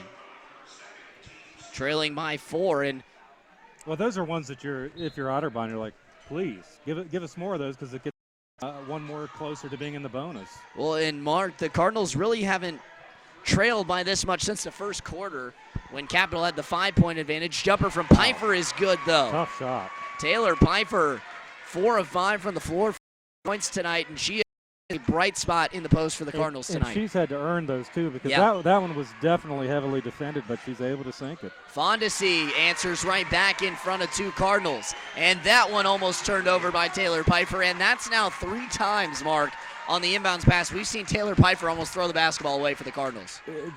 Obviously, you cannot just sort of right back to the other team after a situation where there should not be. It's not like Capital's playing this really tough defense full court. It's just being a little more careful about it. There's no hurry at this point in the game. There's no reason to be that careless. Inside, Scholes back out, Danny Kissel. Kissel's 3 on the way, no good. And that's a big miss for Danny Kissel. She was open, and she hasn't had those looks a lot of times tonight. It's just a case now, shot selection can become a factor. You're starting to dwindle a bit. Capital is potentially building a lead that they haven't had for a while. Big defensive stop needed. Into the corner. Now inside it's Plaw. Plaw guarded by Pfeiffer. Back out to Fondesi. Fondesi picks up her dribble and gives it off. 10 on the shot clock. Wide inside. Floats. No good. Rebound. Plaw down. Pfeiffer missed her defensive assignment that allowed the shot to get off. But then again, you see 3 Cardinals inside for the rebound, and the Capital player is the one that comes away with it now with the free throw attempts. So Chelsea Plaw at the line, and the Cardinals quickly seeing this deficit grow as Plaw knocks down the free throw. Cutteridge will come in favor of Cardinal. And what really hurts the Cardinals right now is Abby Maduri, 1 of 9 from the floor. She's really struggled tonight in that regard. Biggest lead, by the way, for Capital. And now, our biggest lead, they had just equaled it. Now they've surpassed it. It's the most Otterbein's trailed since the first couple minutes of the game, down 5-0. So Scholes will inbound it for the Cardinals. She gets Cutteridge, and Otterbein will push it towards the front court. Delaney Cutteridge, guarded by Ovies. Gives it to J.C. Jones. Swings to Taylor Pfeiffer, back to Jones. And it's a foul. And if you're Dixie Jeffers, that has to drive you crazy, because they've had a couple cheap ones away from the ball. And Otterbein now on the next foul will be in the bonus. And Dixie Jeffers, well, Mark, you talked about she might not be happy with these fouls her team's committed. She didn't seem very happy with the official on that one. Said it might have been a bit of a soft call, but Kissel on the left side of the rim, and she puts it in. Cardinals back within 4. And that's a couple of times now, Mark. We've seen Otterbein off the inbounds pass.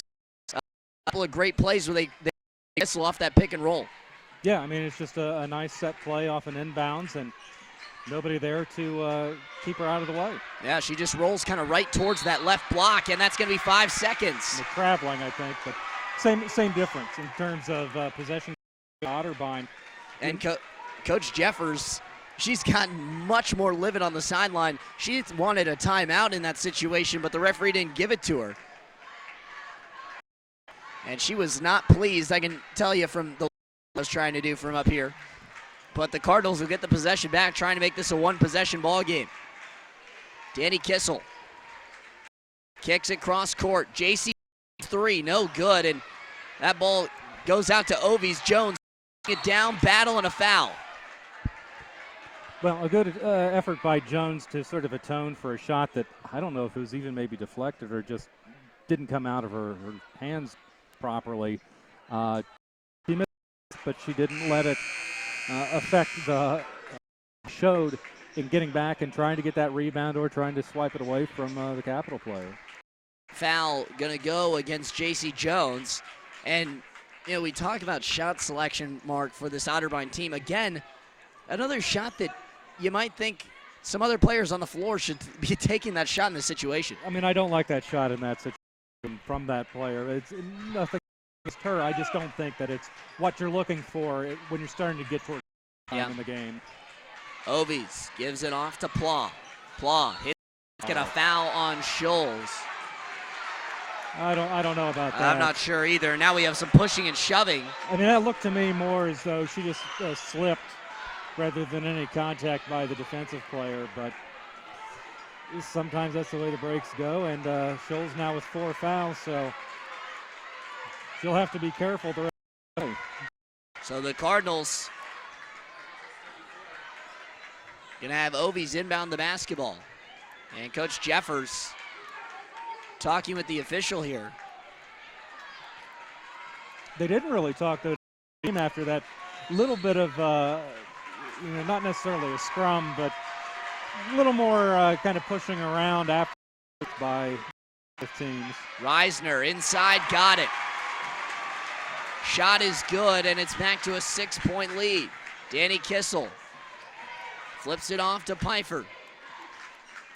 Cardinals trying to take game 2 in this run between Otterbein and Capital here at the Rike Center. Kicks it back out. Pfeiffer's jumper, no good. Rebound ripped down by Reisner. Battle for the basketball on the deck. Ovies there, battling for it in a jump ball. Give Scholes credit. She's the one that played initially. Otterbein won't have possession, but it's an attempt to try to, get a steal or just even get a rebound. And it was Cutteridge that went in firing to try and get that basketball. 5:20 to go, and substitutions will come. J.C. Jones and Delaney Cutteridge will come out. So the Cardinals on the floor, probably the Cardinals that I would expect to see finish it. It's right. Scholes, Maduri, along with Cardinal and Kirsten Taylor. The thing to keep in mind, Otterbein has 2 players on the floor with 4 fouls. Taylor Pfeiffer might be seeing some action coming up soon. This player's fouls out. It's Oversea. High post, trying to go inside and threw it away, Chelsea Pla. The Cardinals get back. And Mark, also to note on the scoreboard saying both teams with 4 fouls, so the next one will send him to line. Another scenario in this situation. With the basketball is Cardinal. Over on the far side, Kissel penetrates, lays it up and in. And that's the Danny Kissel that Coach Richardson wanted to see here this 4th quarter. A great penetration move by Danny Kissel, right to the rim off the first step. Yeah, I mean, she's the leading scorer on the team. This is a situation where if you need points, you would expect her to be one of the ones that you would go to, and she makes it happen on that play. Fondesi off a screen, trying to go inside. 10 on the shot clock. Watchman penetrates, lays it up, no good, and Kissel rips the rebound. Maybe a little bit of a break on defense because she dribbled all over the floor, but then still ended up with a fairly good look. Maduri thinks about the 3, daring her to shoot it, kicks it out. It's Cardinal. She thought about the 3, and she'll keep it on the deck. Gives it to back to Cardinal, trying to go inside to Scholes, not there. Gets it to Taylor. Kirsten Taylor lays it up, and no good. And Kirsten Taylor might have got a block. And the Cardinals were hoping that was a block. Well, there were a lot of things that there. They could have called an foul. They could have got a defensive foul. Maybe it's best that they just left it alone as is. Reisner with the basketball. Guarded tightly by Maduri, and she fouled her. That's not a good Abby Maduri, and it sends Reisner to the line, and especially so late in the shot clock with 11 to go. And Reisner is someone who really doesn't have those, ball skills off the bounce. And she's pinned against the baseline. Yeah. She didn't really know where to go, and it's kind of a reach-in foul that doesn't benefit you in any way in that situation. Reisner's free throw, no good. Substitutions coming in. It's going to be Rock, who's really had some damage inside for this Capital team. Well, they did luck out in the sense that Reisner's not a very good free throw shooter. She's now 50% on the season, so maybe something to keep in mind if it comes to needing to foul in the last minute or so. Basketball in the hands of the Cardinals. Cardinal off a screen, gets it to Kissel. Kissel fouled, and that'll send free throw line. Bad foul by Capital. A bad foul by the Crusaders. And that will send Danny Kissel to the free throw line. Well, Otterbein has only led at the start of this quarter. Capital tied it fairly quickly in. They have held the lead ever since. For Otterbein, it is a bit of an uphill slog for them, but I think right now you just kind of have to put everything into this last push. Play that defense that they've been able to do, force Capital to take those long shots. And on offense, Kissel seems to be the one I think you really want to go to. 2 free throws good from Danny Kissel, and it's a 2-point game here at the Rike Center. Basketball in the hands of Stone Rock. Over to Plaw. Plaw to Reisner. 15 on the shot clock. Inside Stone Rock. She's been dangerous on the block. Gets it back out to Reisner, and it's a block on Scholes, and that's for her. And it's the right call. I mean, it is the right call. She didn't have her feet set. Yep. You understand what she's trying to do and to take away the lane, but she just wasn't in the right position and got there too late. And you end up sending Reisner back to the line. But like we said last time, 10 of 20 at the year from the foul line. Not the worst thing in her shooting free throws. Especially, in this situation. Well, and especially in a physical game like this where a player is going to take the ball hard to the rim. And Scholes trying to do everything she can to stay in front, but just unable to as she tried to cut it as well. But Scholes will check out. J.C. Jones will check out. And Taylor Pfeiffer into the game for the Cardinals. 2:59 to play. Reisner at the line. So Otterbein's lost 1 player to fouls. Yeah. Taylor's on the floor. Remember, she also has 4. Free throw good from Reisner. After she missed the 2. So Capital, this is pretty early to do this, Mark. Taking everyone out of the lane. Reisner's free throw is good. Wow, a little bit of, I guess, for your player and saying, we're going to back everybody out of here because we know you're going to make this. Well, that's normally a scenario where you don't want to foul in that situation, an over-the-back call, but kind of to do that in this ballgame. There's still 3 minutes to go, and if that free throw misses, it could have been a 3-point advantage. Right. So, just kind of early, in my opinion, to maybe do that. But Dixie Jeffers taking the 30-second timeout. Capital Crusaders. A reminder to keep it locked here on Otterbein TV is following conclusion of our ball game. We will have the men's game for you right here on Otterbein TV. Elijah Gonzalez, Hayden Heilshorn will be joining me for that ball game.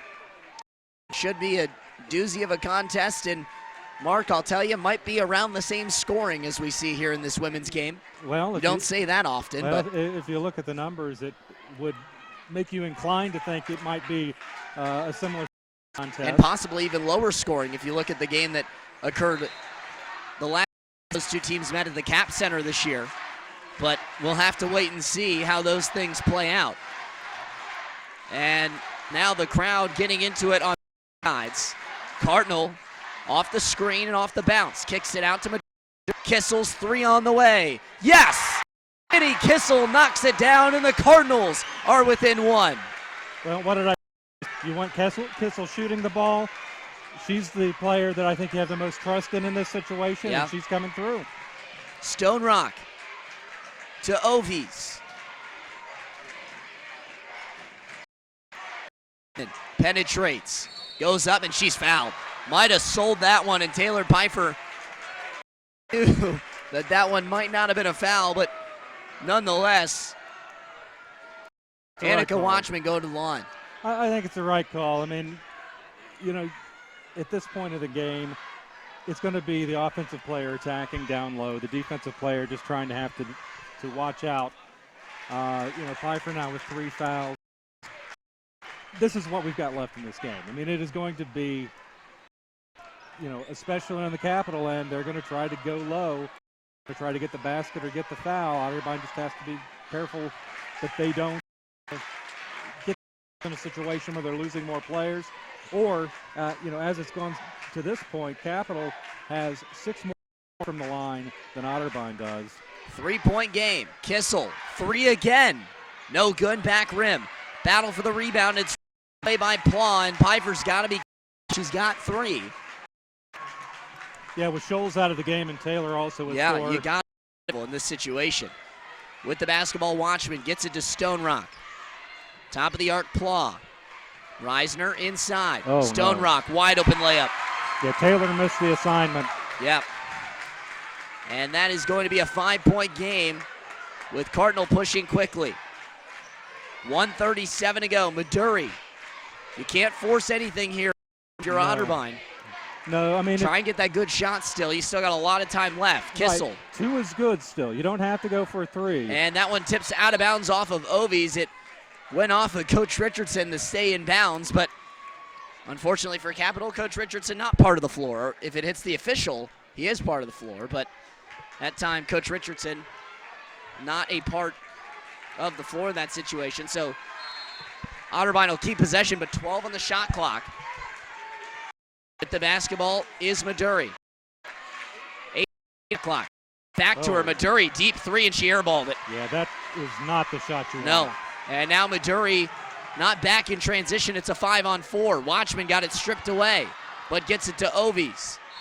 And a timeout is going to be Dixie Jeffers to just slow things down. She's going to get in the ear of Watchman, and for good reason, because Mark, with a minute to go, throwing up a shot in between 3 Cardinals, probably not the shot you're looking for when you some clock. No, because Cardinals stripped that away. Yeah. We talked about how Capital coming into this game has not been a very good shooting team, only averaging 39% from the field year. After this game, they're shooting 58%. And the reason for that is they've been able to go low for their points. Not having to hit 15-foot jumpers. They're having to make, baskets within 5 feet away. And Otterbein, for whatever reason, they were able early in the game to be somewhat effective at pushing the Capital offense out more. That has not happened the second half, and right now it has allowed Capital to build a 5-point lead and potentially pull away and win this game in the end. So Otterbein will have to defend the Crusaders, and Mark, you got to think that another bucket is going to make this very tough on Otterbein. A stop is very important for the Cardinals in this possession. Yeah, they were to go 7 points or 8 points down with just north of a minute left in the game. They need to come up with a turnover of some kind or stop. But 20 seconds remains on that shot clock. Capital can really put a serious hurt on their ability for Otterbein to win the game if they chew up some time. They inbound the basketball. Watchman will have it. And they're not good out there. I mean, you have to stay on them, but they're going to be looking for Reisner. And Cardinal picks up a very bad foul. It's going to go on Allie Cardinal, and it'll send Meredith Ovies to the line. And Coach Richardson telling her team they're going to have to push in transition, but Meredith Ovies will be at the free throw line for the Otterbein Cardinals. But 58 seconds to go. Not a lot of experience, only 5 of 5 on the year. Now 6 of 6 is down. Now Capital certainly blown up this quarter. They've got 19 points.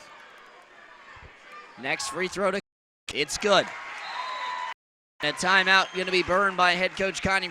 It's just a 30-second timeout. And Mark, you look at a lot of things that have happened in this game so far.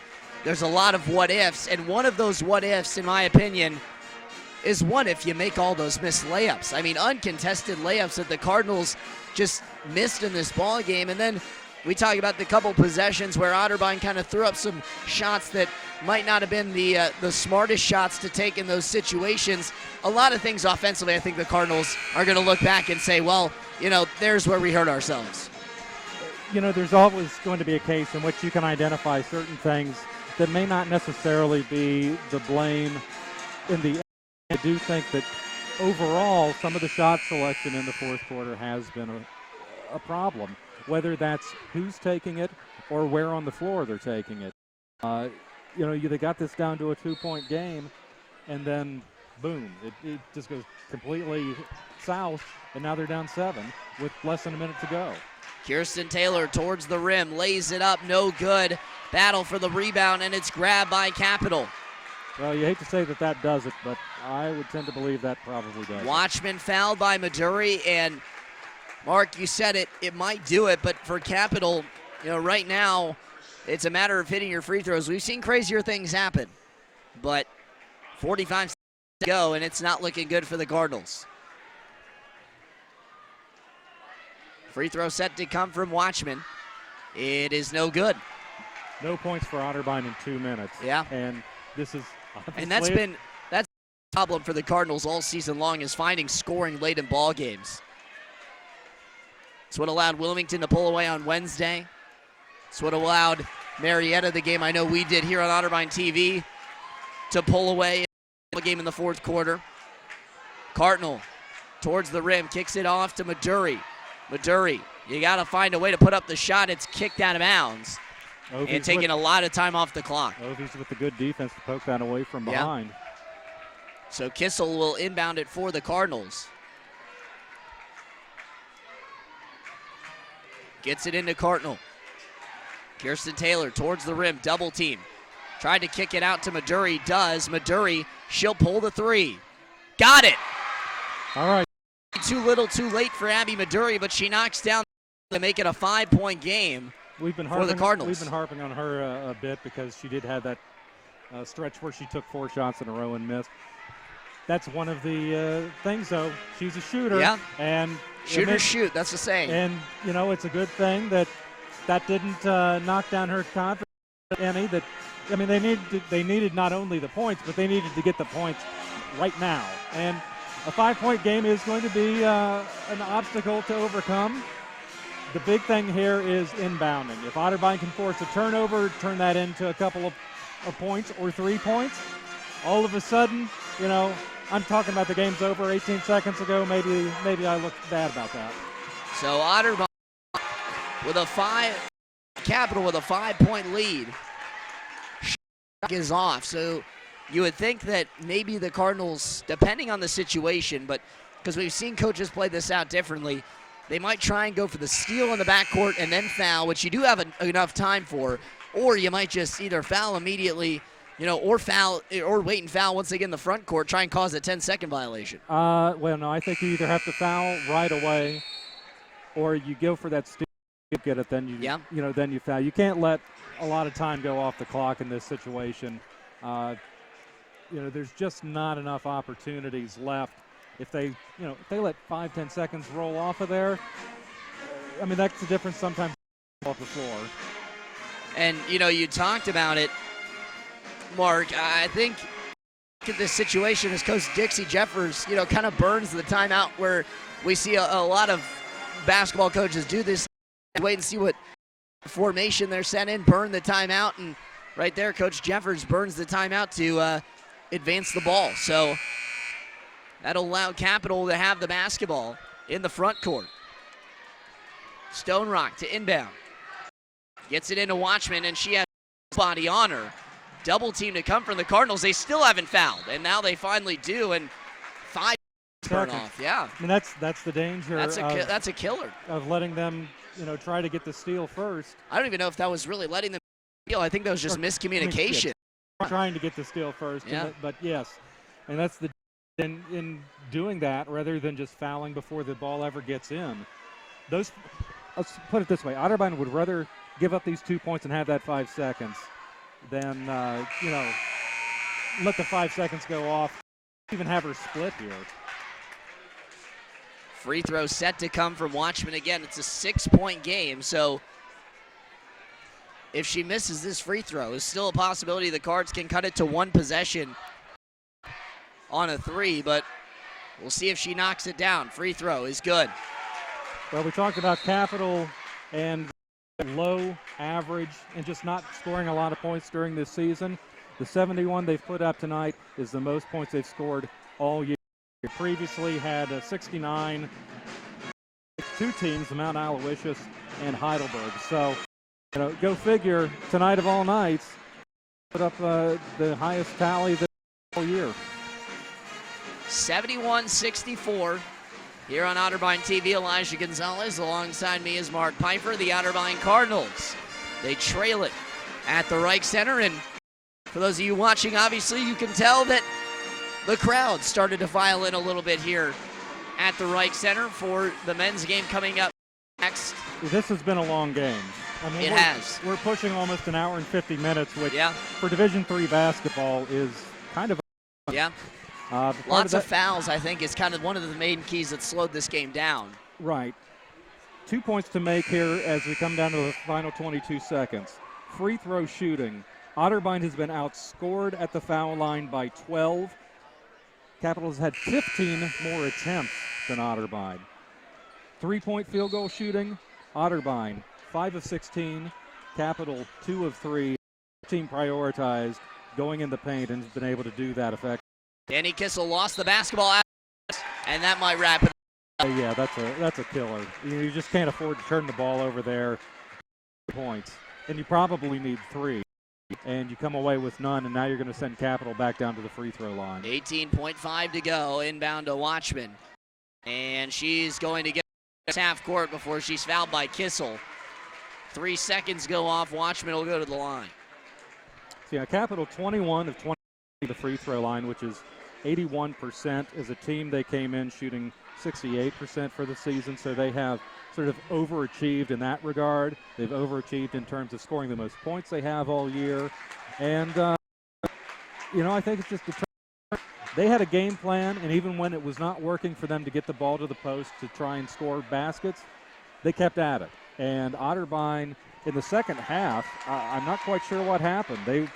They were 2 of 4 from 3-point first half, 12 in the second. And it's not like they've been throwing them up there to try to catch up.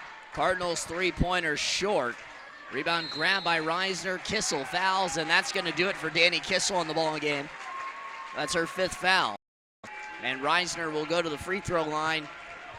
But Mark, I think, we talked, and I think Otterbein is really going to look at this game and say, well, you know what? We had our chances, and Capital just responded better. I mean, a bit of a missed opportunity. I mean, Capital is going to look like they ran away with this thing, and I guess in the last 3 or 4 minutes they have. It's just, I think, Otterbein, for some reason, you look at the number of 3-point shots they took in the second half. I'm curious as to why that happened, because they did not shoot. I mean, they shot 3 times as many in the second half as they did in the first. Capital stuck with what they had been doing, whether it worked or not. Ultimately, they kind of ground down defense to be able to get their baskets. And enough, I mentioned the Capital, every game they've won by 9 points or more. Look at the score here. The Crusaders, they pull it out 70-64. Top the Outer Cardinals, and head coach Dixie Jeffers comes out. Once again, the Cardinals, they fall to 7-10 on the campaign, 3-7 in the Ohio Athletic Conference. Capital, they move to 8-9 overall and 4-6 in Ohio Athletic Conference play. Well, Mark, let's look at some of these numbers now and some of the final numbers in tonight's ball game, and we'll start on the Capital side of things. Leading the way, Reagan Stonerock, a terrific game, 16 points for her. Hondo, 5 of 8 from the floor with 14 points in the ballgame. Chelsea Ploss, she had 10, and Aaron Reisner had 12. Those are the double digits. Ellie Cardinal with 12, and Kirsten Taylor, she had 12 points on the ballgame. Taylor Piper rolled a good 4 for 6, efficient 8 points for Otterbein in this ballgame. Looking at some of the team stats now, Otterbein, they end up shooting 45% after a very solid first half shooting the basketball. Capital, they finished shooting 48% from the floor in that regard. But Mark, the big number, and I think the alarming statistic that you pointed out, 67%. I know they only shot 3 but that's a very high percentage from beyond the arc for a team that's shooting 21% on the year, and they end up shooting 28% from the three-point line in this ball game, 80% from the foul stripe for Capital, and 80% for the Otterbein. Mark, get your final thoughts on the ball game. Well, point shooting percentage for Capital really statistically insignificant. They took 3 attempts. That doesn't mean a whole lot. They could have only done them and still beat their season. I think, though, you see Otterbein 15, and the majority of those were not a case of down, we need to catch up. It was just a totally different approach. They only shot 4 3-points in the first half, 14 in the second half. The problem is we made more in the second half than they did in the first. That is a real killer, and it shows that the shot selection was a problem for them. Capital did outperform what the numbers said done on average tonight. Played a very good game. Otterbein, I think, generally speaking, had a good night, but when push came to shove in key areas, and again, we look at that fourth quarter, what they finished with 14 points. So the worst offensive quarter of the game for them were the second and the fourth. They had 14 of those. So you, in part, that finishing things off continues to be an issue for them. They find a way to. We're into the last 10 minutes. What do we need to do to come away with the 14 points? As 26. It's definitely not the finish that the Cardinals were looking for in the game, but Otterbein, they fall by a score of 64. Well, that'll do it for our broadcast of Otterbein basketball. Make sure you keep it locked, though, because we will have the Otterbein men's game about 22 minutes away from here at the Rike Center. We'll have all that action for you right here on Otterbein. Myself and Hayden Heilshorn will be here to join you for all the action. For the man, Mark Piper, entire broadcast crew, we thank you for tuning in to Otterbein Women. I'll keep it up for the men's game coming up. This has been Otterbein TV. I'm Elijah Gonzalez.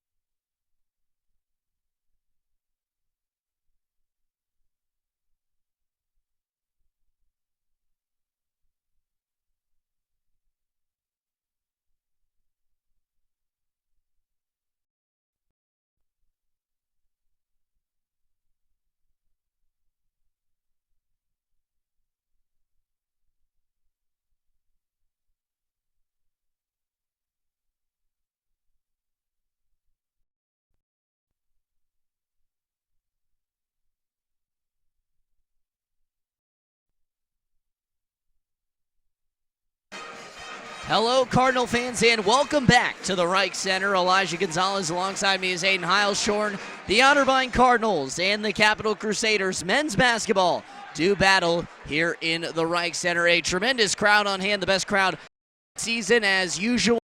But Hayden, a rivalry unlike any other here at the Rike Center. Capital and Otterbein been a great through the years, and now hopefully we get another great battle coming up here tonight. Yeah, absolutely. Big game for both teams.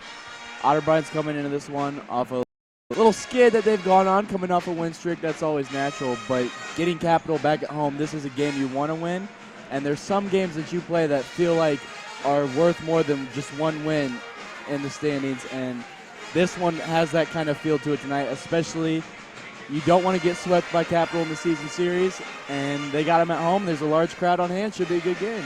Now, Hayden, let's talk Otterbein Cardinals, because you mentioned it. It's been an up and down season for the Cardinals.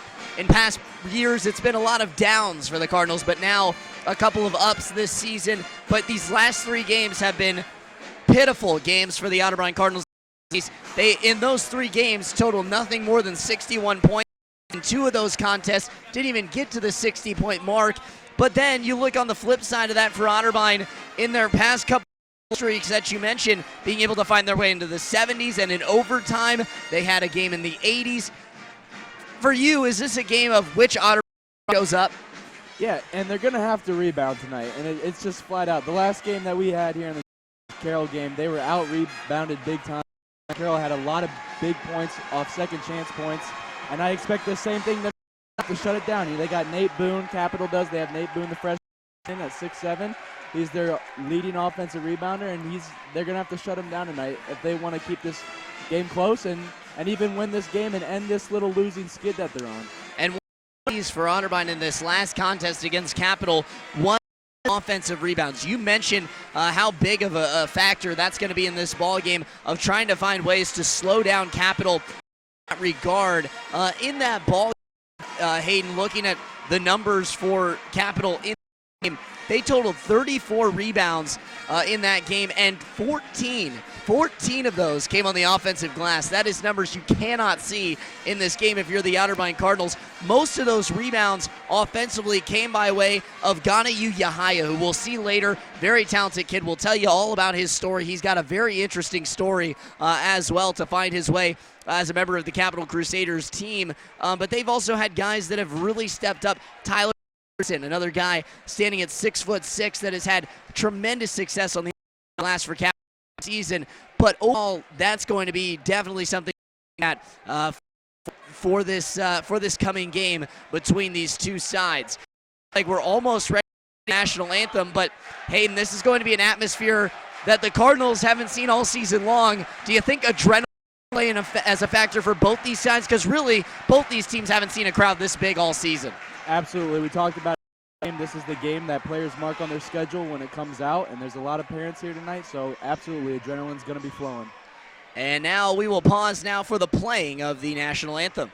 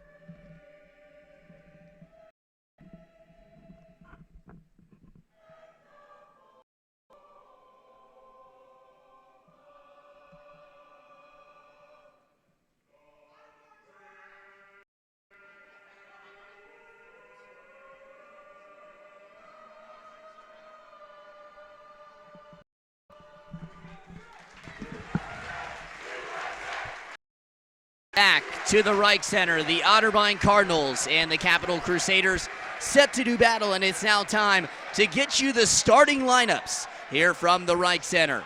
And we'll start first with the Capital Crusaders. It'll be number 3, Austin Schreck, the sophomore guard out of Kentucky. It'll be number 13, Dan Auble, the freshman guard out of Brecksville, Ohio. It'll be number 23, Tyrell Jackson, the senior guard out of Dublin Kaufman. Rounding it out will be number 33, Nate Boone, down low, the freshman out of Bishop, mates with Matt Hughes back in high school. And it'll be number 45, Tyler Jameson of Zane Trace High School, the freshman center for the Crusaders. For the Otterbein Cardinals, it'll look like this. It'll be number 5, Brian McKenzie, the senior from Westlake. Then it'll be number 10, Corey Howard, the junior guard out of Gahanna Lincoln, and the transfer from Thomas More. That'll be number 12, Nick Nossman, the junior out of Olentangy Liberty. Number 20, Matt Hughes, the junior forward, standing at 6'5", and Ralph freshman Austin Vernon, guard 1 for the Cardinals.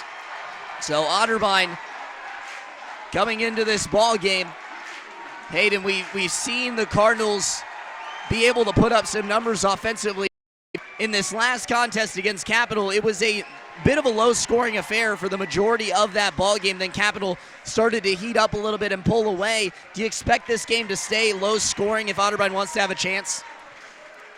I expect Otterbein to do a good job deflecting passes, making it tough for Capital to score buckets. As we saw early on in the John Carroll game, Otterbein did a great job. They held their ground, and they were able to get hands on balls and deflect some passes, get them out of bounds, frustrate this Capital offense, because like we said, they can score, they can get offensive rebounds, and anything you can do to slow down possessions and wind down that shot clock is going to be key. Otterbein and Capital, rivalry that has been long throughout the years, has had some great contests here in the Rike Center. Of course, the year that both teams went to the national title, it was a huge game, and two of the top teams in conference.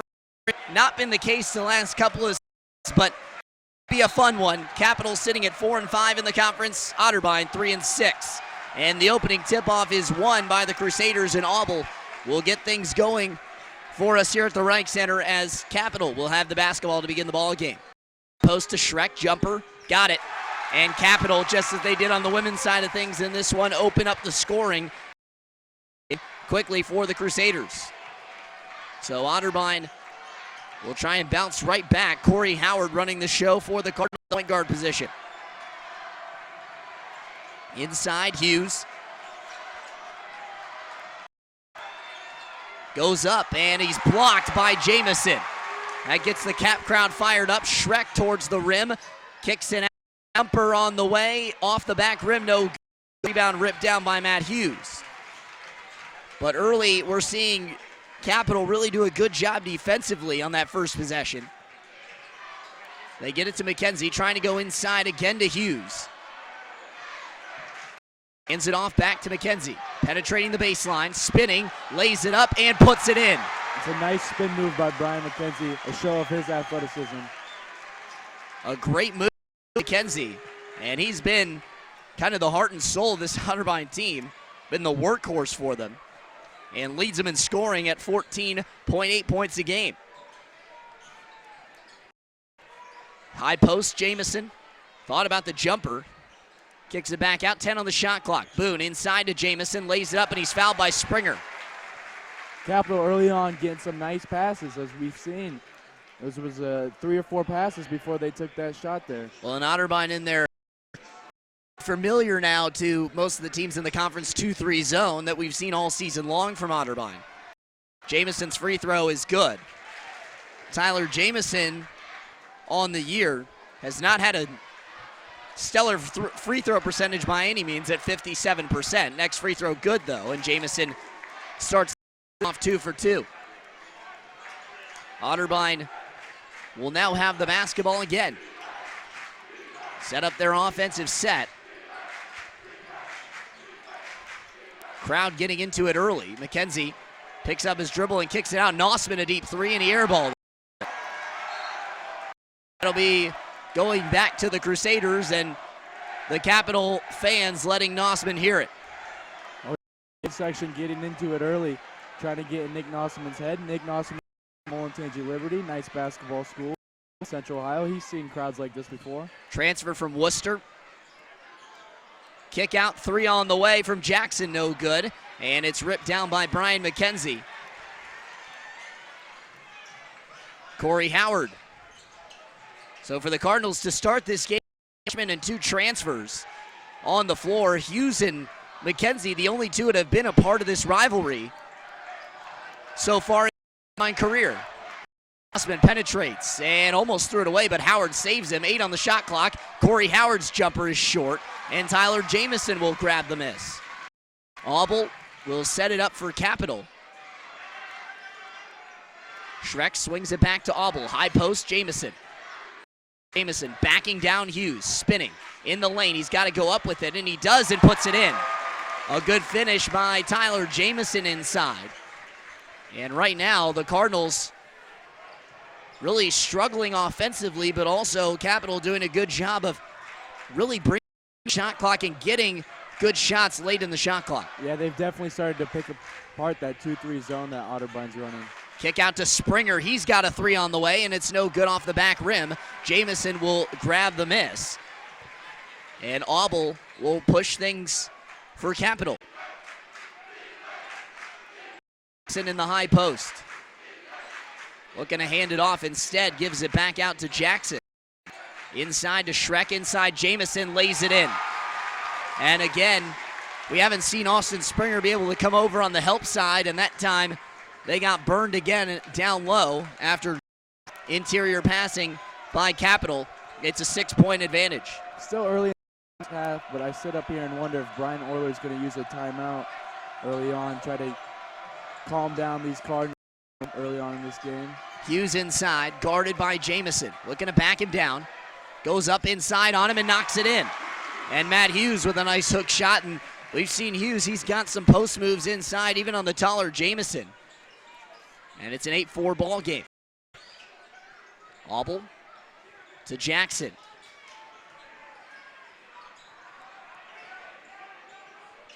Auble thought about the 3, 10 on the shot clock for Capital. Schreck down the lane, lays it in.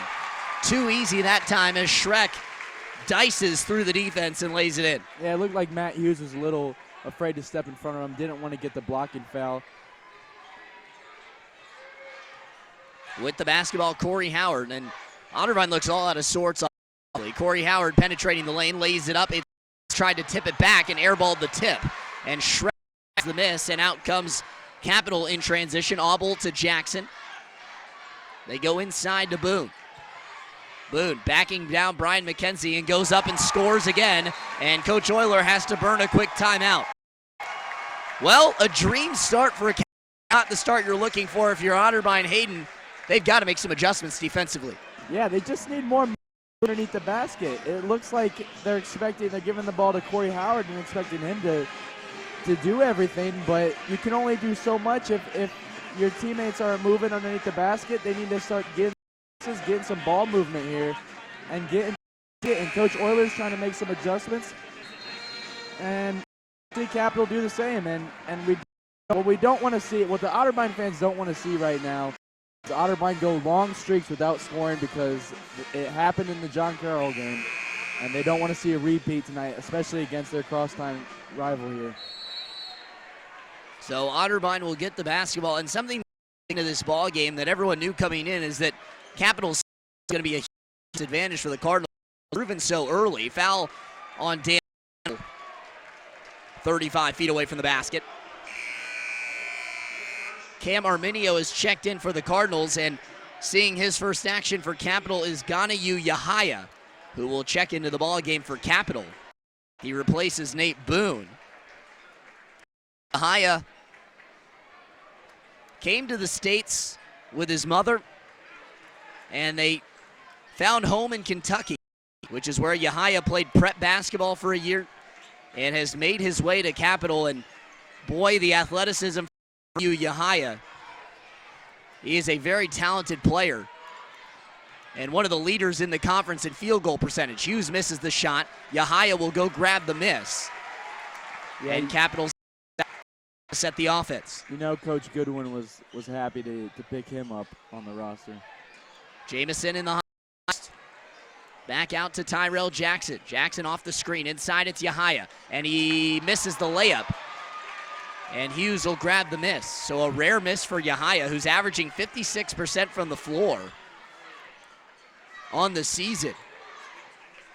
And that's something he's done very well. McKenzie a three from the wing. Got it to go. Brian McKenzie knocks down the three-pointer, and the Cards back within 5. And that's what they're going to need from Brian McKenzie. He's been able to show that he can stretch the floor, and there he's able to do it from the wing.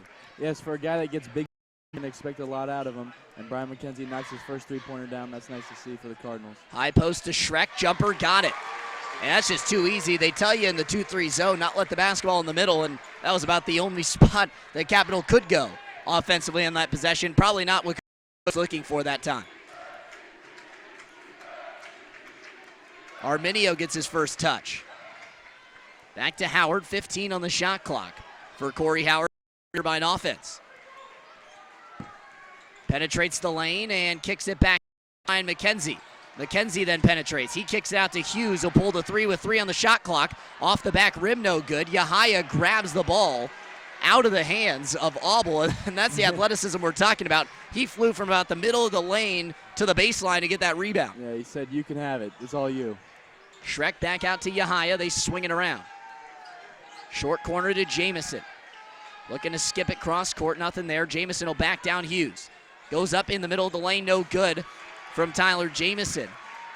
And Corey Howard will grab the miss. Capitals yet to go to the side in this ball game. Otterbein's yet to go to their bench besides Arminio in the game so far. Arminio puts it up towards the rim. It's no good, and Jamison miss. Auble out in transition for Capital to Shrek. Swings it to Tyrell Jackson into the corner. Yahaya stops and goes to Shrek in the lane. Jumper, got it. And right now, at will, Capital is penetrating the lane. Yeah, and big part is because of Shrek. He's 3 for 3 from the field. He's making everything. And that's not something that's not known for Austin Shrek, who's been tremendous for Capital this year. McKenzie from the three-point line is no good. Shrek averaging 9.3 a game for the Crusaders. Back out to Shrek, looking to go inside. Dead goes back to Tyrell Jackson. 11:42 to go in the first half. Tyrell Jackson penetrates, and we got a foul on Nick Nossman.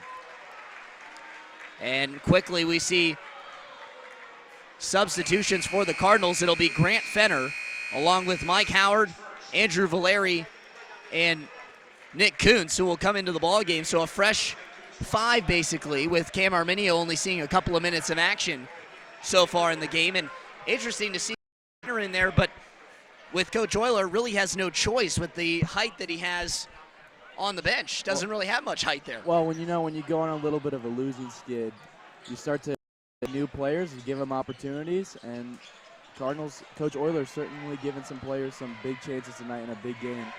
We'll see how it pays off. Shot missed that time by Weingartner. And Arminio will get things set for the Cardinals. Grant Fenner sees his first touch. Towards the rim, lost the basketball. Dives on the floor to get it, gets it to Valeri. Valeri inside pass to Mike Howard, who finishes. Good possession for the Cardinals. But the hustle from Fenner to save the possession. Valeri, and then a tremendous pass from Valeri inside to Howard. Yep, still no turnovers for the Cardinals, which was a huge part of their last home game that they played. They've been giving up a lot of turnovers recently, and that was good hustle to keep possession for the Cardinals. Yahaya thought about the 3. Instead, they go inside now. It's Shrek, and he puts it in. Austin Shrek having himself a dream start to this ball game, and back up 9 are the Crusaders. Valeri guarded up the floor by Jaden O'Neal. It's Arminio penetrating the baseline. Inside to Kuntz. Pump fakes, goes up, and he's blocked, but a foul comes from the backside. It looks like it'll go on Weingartner, and that is who they get it on. So Weingartner picks up the foul. That's his first and the team's second, and Nick Kuntz will be at the line. And Nick Kuntz had that shot right in front of the back. I wonder if the pressures of this ball game are already getting to the freshman's head there. He should have shot that right away, but instead he pumped and he gets to the line. But a nice break for the Cardinals there off an indecisive decision by Nick Kuntz. He certainly hesitated underneath the basket. Well, and, as a little guy, missed time from Kuntz. Not by any means is he small. Mike Howard goes up and Schreck goes flying over him. Howard got rejected, but the foul is going to go on Austin Schreck. And the basketball will stay with the Cardinals, but you know, inside they teach you to not just go straight up and use the pump fake, but nobody around. If he goes straight up, that's an easy bucket. Yep. And it comes back to bite the Cardinals. Number 2 from the foul line. Valeri with the basketball, trying to go inside to Fenner. Goes off the screen and gets it to Fenner. Penetrating, goes up, and we got an offensive foul on Grant Fenner. The offensive foul goes on Fenner as he charged right to the rim, and Ganiyu Yahaya stood strong, and the foul goes against Fenner. That was right in front of the Otterbein student section, and they don't like that call, and they're letting him have an earful there. No wipe up. The sweat from the Cardinals here to begin this half. It's been a slow start, but they've done a good job of keeping this game within striking distance. And really one more run could kind of propel the Cardinals back into things. With the basketball. Gives it off in the high post to Yahaya. Yahaya, step back jumper, short, and it goes out of bounds off of Schreck. I'm not sure that's what Coach Damon Goodwin was looking for there, but regardless, the basketball will go to the Cardinals.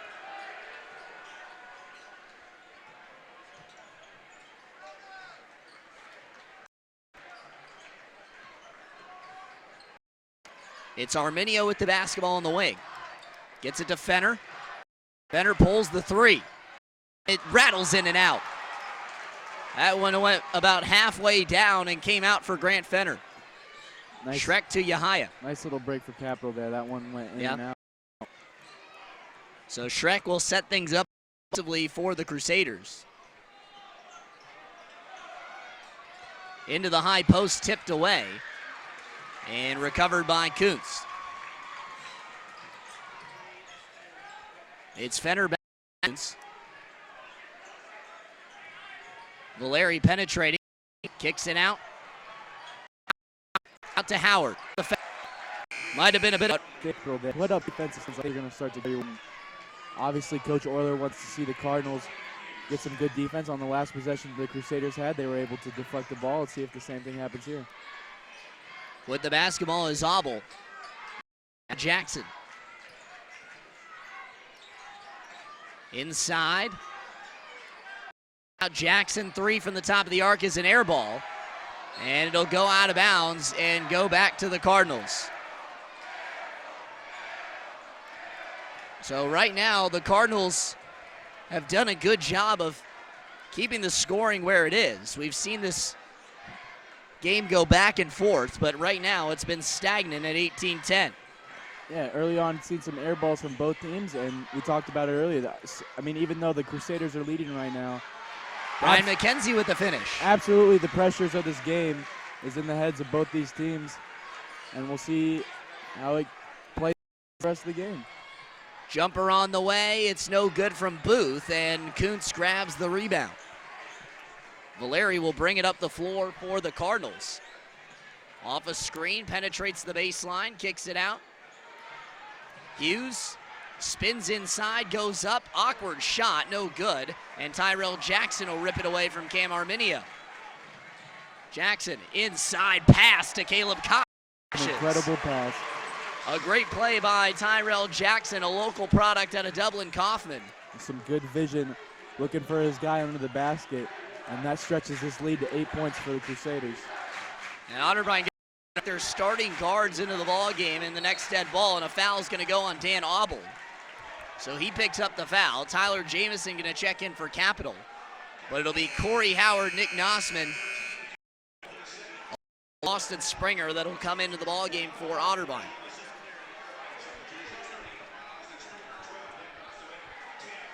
Austin Springer only had one shot in his last shift out there, and he was a big part of the little comeback that they to spurt against John. This is his first start. Let's see if he's able to produce some points for the Cardinals here.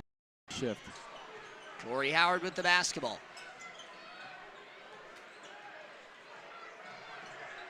Gives it off to Hughes. Kicks it back. Hughes 3 is no good, and the rebound ripped down by Tyrell Jackson. Weingartner out in transition, and cross-court pass was tipped away by Springer.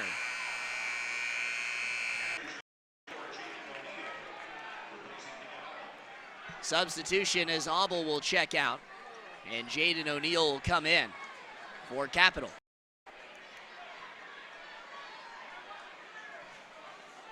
O'Neal going to set things for Capital.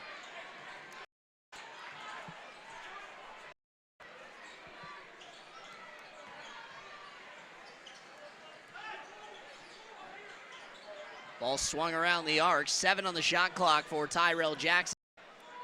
Goes back to Weingartner. Penetrates. Jumper is short, or excuse me, long. And Tyrell Jackson another possession for Capital.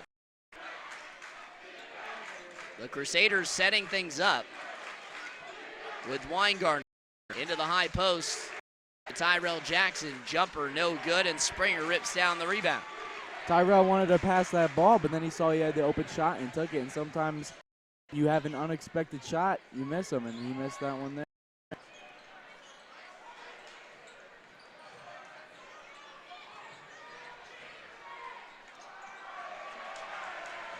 Taken away, and Capital will bring it up the floor.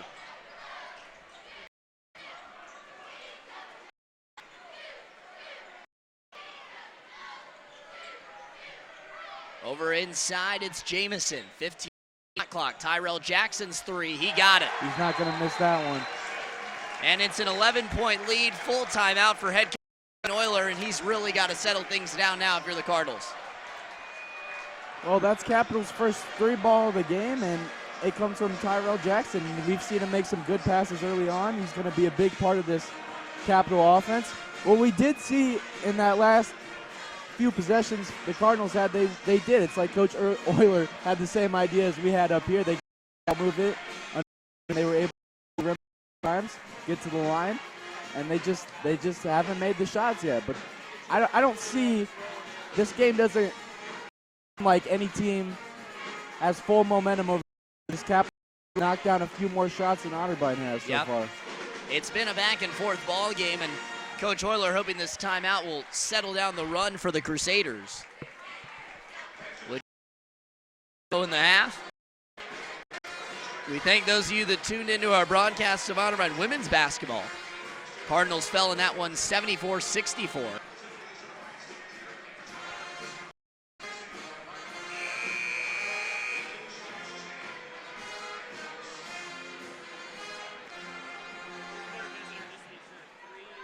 Look throughout this building, you see a lot of purple, and it's been a good year for Capital Sports. They got the win in the football, and they broke a 4-year.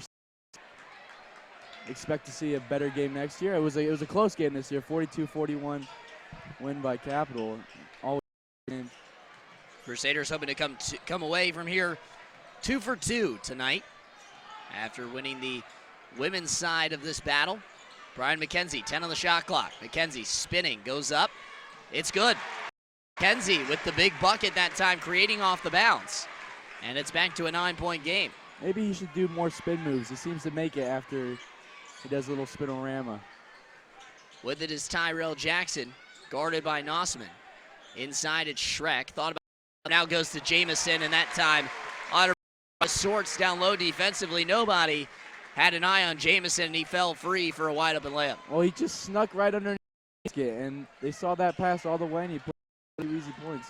Corey Howard towards the rim, lays it in with the left. Back to a game with 4:20 and counting. Tyrell Jackson, guarded by Nossman. Back out to Jackson. He'll shoot another 3. That off the front rim, but a rebound and one for Austin Schreck. And right now, it's just a matter of will, as Austin Schreck, not a super tall guy at 6'3", but getting in there offensive board. Yeah, they're certainly flowing for almost everybody but Schreck out here. Early on, he's been able to get some points, and he's at the line for a 3-point play. And he gets it to fall. It's back to Cam Arminio will replace Springer.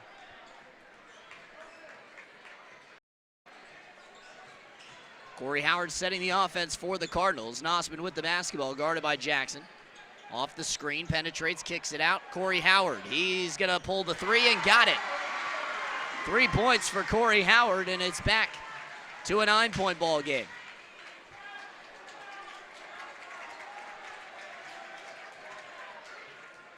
High post, Jackson to O'Neal. Back to Tyrell Jackson. Otterbein moving 2-3 zone, 8 on the shot clock. Jamison, 5 seconds now. Tried to go inside to Tyrell Jackson. Lost the basketball, and Hughes will recover the basketball for the Cardinals. It's a good job by Corey Howard to get his hand on that pass and break it up, cause a turnover. Yeah, good defensive possession that time for the Cardinals. Arminio with the basketball. Kicks it out to Hughes. Trying to hand it back off to Arminio, does. With the jumper, got it. Cam Arminio knocks it through, and it's back to a 7. Starting to cut a bit into this Capital lead. Old Capital break out of that little pressure that they had over here on the bench side, and Arminio made the shot. Otterbein rips down the rebound, and they'll bring it up the floor. It's Howard. Back to McKenzie. Setting things back up, Brian McKenzie looking to penetrate, and we got a foul before the shot. Nate Boone will pick up the foul. McKenzie ended up kicking it out anyway. Weingartner will head into the ball game, replacing Jaden O'Neal for Capital.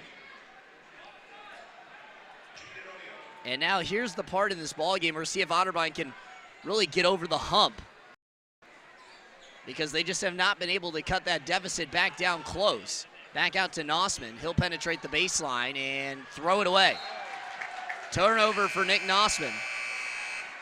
And substitution coming in to the checking in will be Will Hanna, the sophomore guard out of Milford.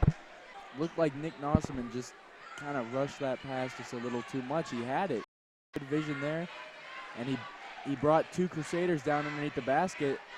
As Nick Nossman, he pressured and looking to get the shot, and that's what happens. He had Matt Hughes down here in the corner for a wide open 3, but just overthrew him a little bit. So Capital will get the basketball back and inbound here.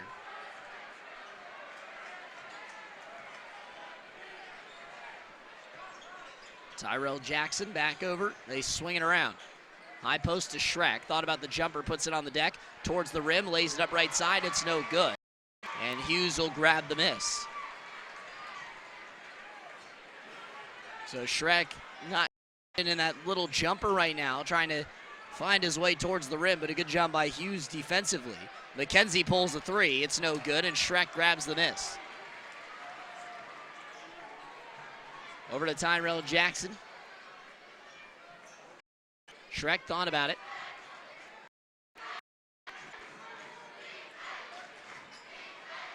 Three-pointer on the way from the Lakers, and it's knocked down by Weingartner. Weingartner cans it through. It's cap. Minute to go in the first half. McKenzie back to Nossman.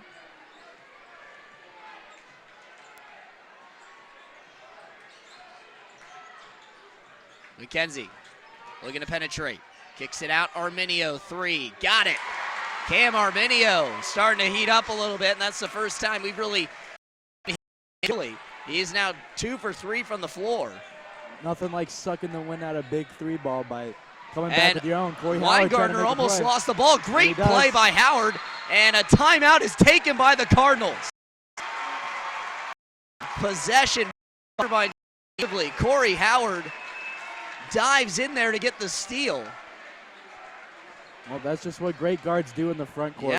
Yeah, that's Howard, a well done play by Corey Howard. You got more things in a basketball game than just make shots, and Corey Howard shows it there by getting the steal. Otterbein's going to have a big possession here with 30 seconds left in this first half. Trying to carry some into halftime here.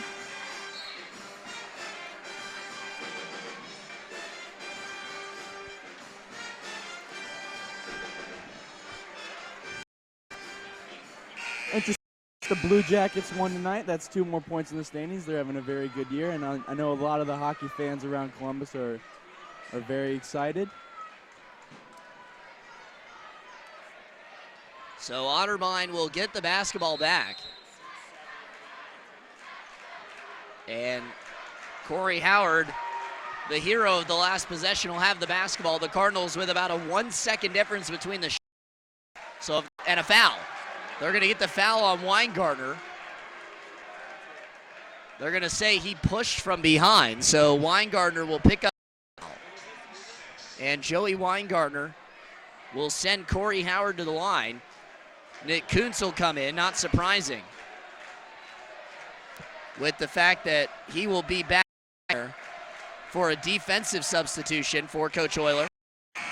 Free throw is good from Howard, who knocks it through. 16 seconds to go. Corey Howard.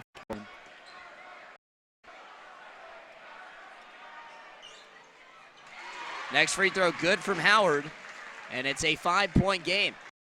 If there's one side that's tough to shoot a free throw on, on this side here with the 2 student sections, and Corey Howard made them both. Jack got the 3 pump fakes, now takes a dribble and pulls up short, and that's going to end the half, but not before a foul. Tyler Jamison will go to the line as the half ends, and we'll see if the referees talk about this, because the foul might have occurred with some time on the clock, but we'll have to see.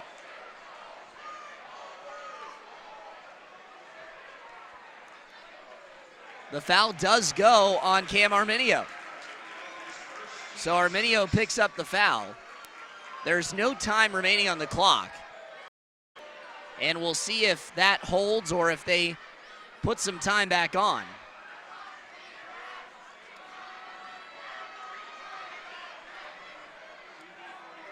They're going to put 0.2 of a second back on the clock. They're going to put 0.2 back. So Jamison will be at the line. Not much time for Otterbein to do anything. And misses the free throw. And the Cardinals will go to halftime trailing. Question is whether it's 32-26 or 31-26. Free throw no good, and that's going to do it for the half. So Otterbein trailing at the half, 31-26. And right now, Hayden, it's just looked like a back and forth contest, and this is what we expected here tonight. Yeah, absolutely. And we talked about it earlier, what the Cardinals would have to do to keep this game close. They've done it. They've deflected some passes. Capital got into a comfort zone real early with Shrek making some big shots and Robinson getting underneath the basket. But Otterbein's had some big threes, and Arminio's had some big threes. Brian McKenzie's had a 3-ball. Corey Howard had the steal at the end of the half. And we're going to have a good second half of play on this Saturday night. All right, well, we'll step aside. When we come back, we will have second half action for you here from the Rike Center. You're watching Otterbein basketball here on Otterbein TV with Elijah Gonzalez and Hayden Heilshorter.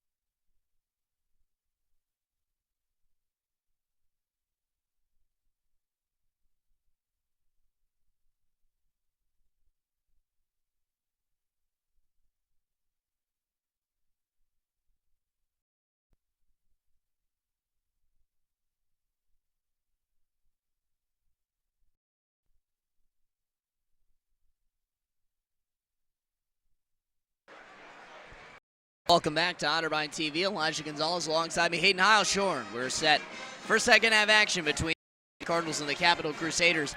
Quickly looking at some of the first half numbers in today's ball game. Austin Schreck, he leads all scorers with 13 points.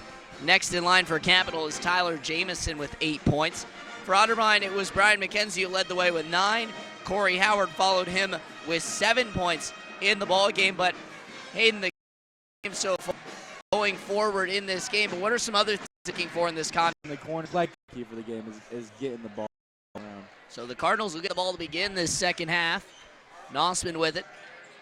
Back to Springer. Here's McKenzie down the lane, and he lays it in. Brian McKenzie through some contact, puts the basketball through the hole, and the Cardinals have cut the lead to 3.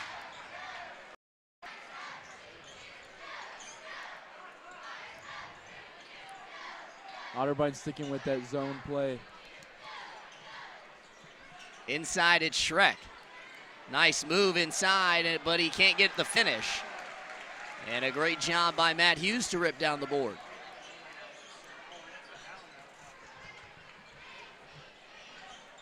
Inside now, kicks it back, Nossman. Cardinals moving the basketball around the arc.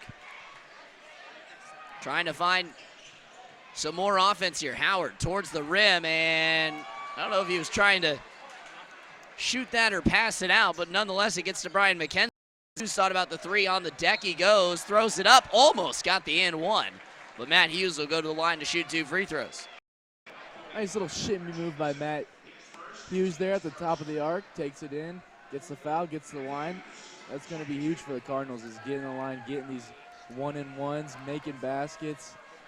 And they're only down by 3 right now. It's been a heck of an effort by the Cardinals to get back in this game. This is the free throw. And Otterbein will get another crack at it with Hughes at the line, but missing the first out of 2. Now he knocks down the second. 2-point ball game here at the Rike Center.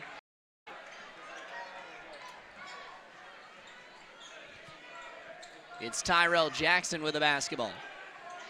Jamison, now Schreck. Move to Obel. Schreck inside. Jumper on the way from good, and the rebound grab by Austin Springer. Corey Howard gets the basketball across, and Capitals switching quickly. A high 1-3-1, and a very long 1-3-1 with their size. Nossman gets it to McKenzie in the corner, 3, no good. And Hughes will chase it down. Kicks it cross court to Corey Howard, penetrates, kicks it out. McKenzie gonna give it another try. That time he bangs it through. Corey Howard saw Brian McKenzie down there in the corner of his eye, and he gave it to him, and Brian McKenzie got a second shot at that shot attempt, and he nailed everyone. 1-point lead for the Cardinals now at the beginning of this first half, and the crowd's starting to feel it. High post, it's Jamison. Here's Boone, a wide open try, got it. Little breakdown of the Otterbein defense, and the Cardinals give it right back after taking 3 of their own.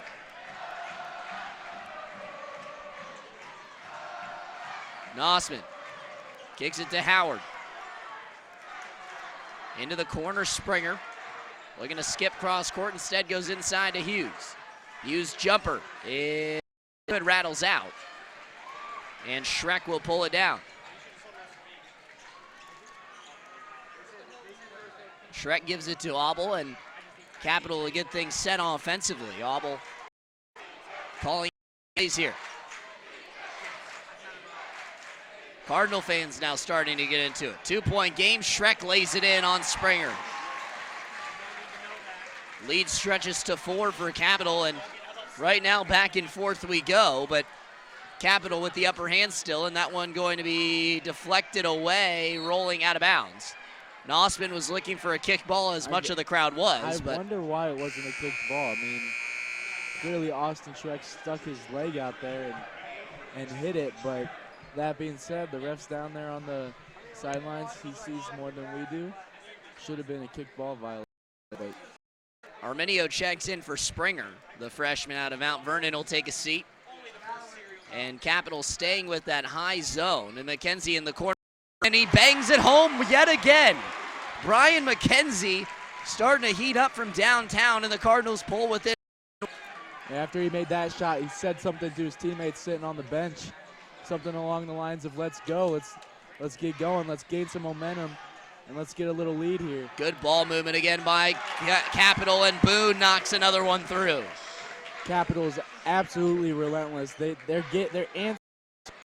Both of Brian's threes have been answered by points of their own. Arminio's jumper is short, and he had Brian McKenzie wide open on the flip side of the floor. Didn't see him.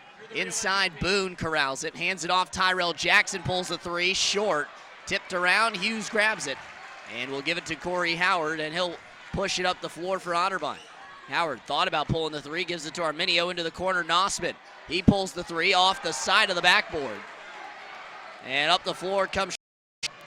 That one tipped out of bounds. And it'll stay with Capital. Nick Nossman, after missing that shot badly off the backboard, comes hustling back down the court to tip that ball out of bounds and not allow Capital to get a shot. About 15 minutes remain in the half. Boone with the basketball. He's got 2 of the last 3 buckets for Capital. Things getting sorted out for the Crusaders. Auble, jumper, is good. Dan Auble knocks down a fadeaway, and it's back to a 6-point lead. That's Auble's first shot and first point of the game. Brian McKenzie camping out in the opposite corner that he has been. He's left wide open, man. Corey Howard with the ball. Skips it to McKenzie. Back out to Nossman. Thought about the three deep, and it's short off the front. And Nossman now 0 for 3 from beyond the arc. It's a good effort by Brian McKenzie to knock that ball down to Arminio. Corey Howard's shot is blocked, and out comes Austin Schreck. Schreck towards the rim. He lays it up, no good, but he's fouled. And Schreck will head to the free throw line for Capital. Cardinal student section, now that Capital's coming down this way, showing their displeasure of that call. They thought it was clean. Nonetheless, Austin Schreck getting some shots at the foul line. He's had a big game so far. Free throw on the way from Schreck is good.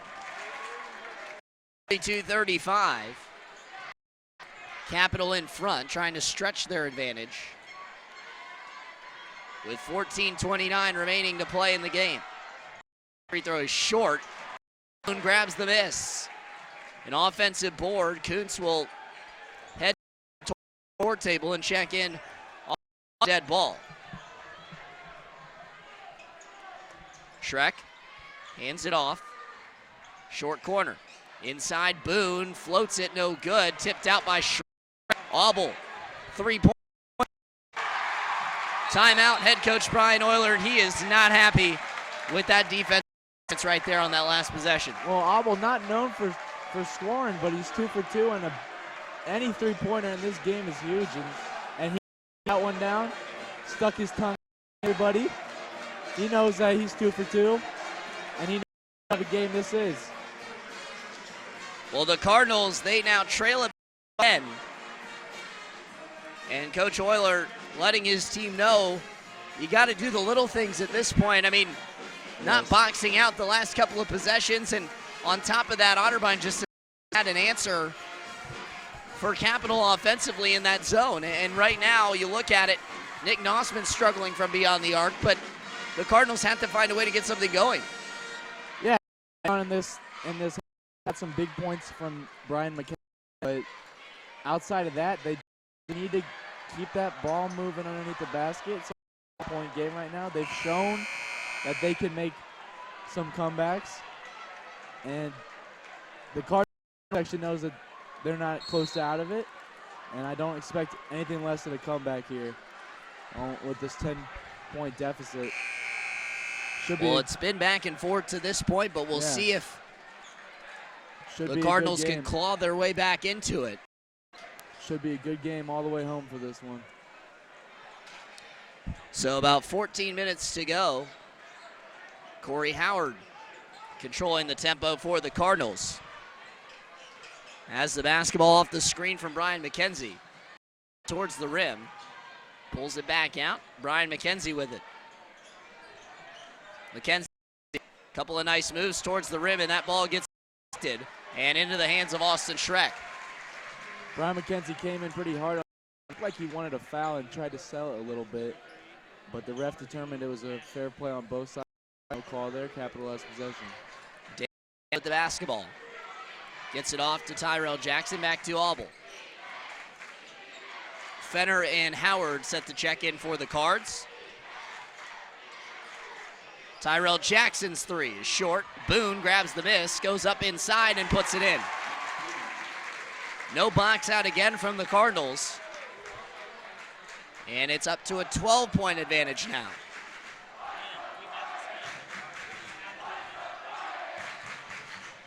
With the basketball is Kuntz to Hughes.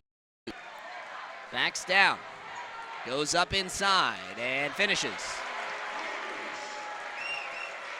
Back to a 10-point game.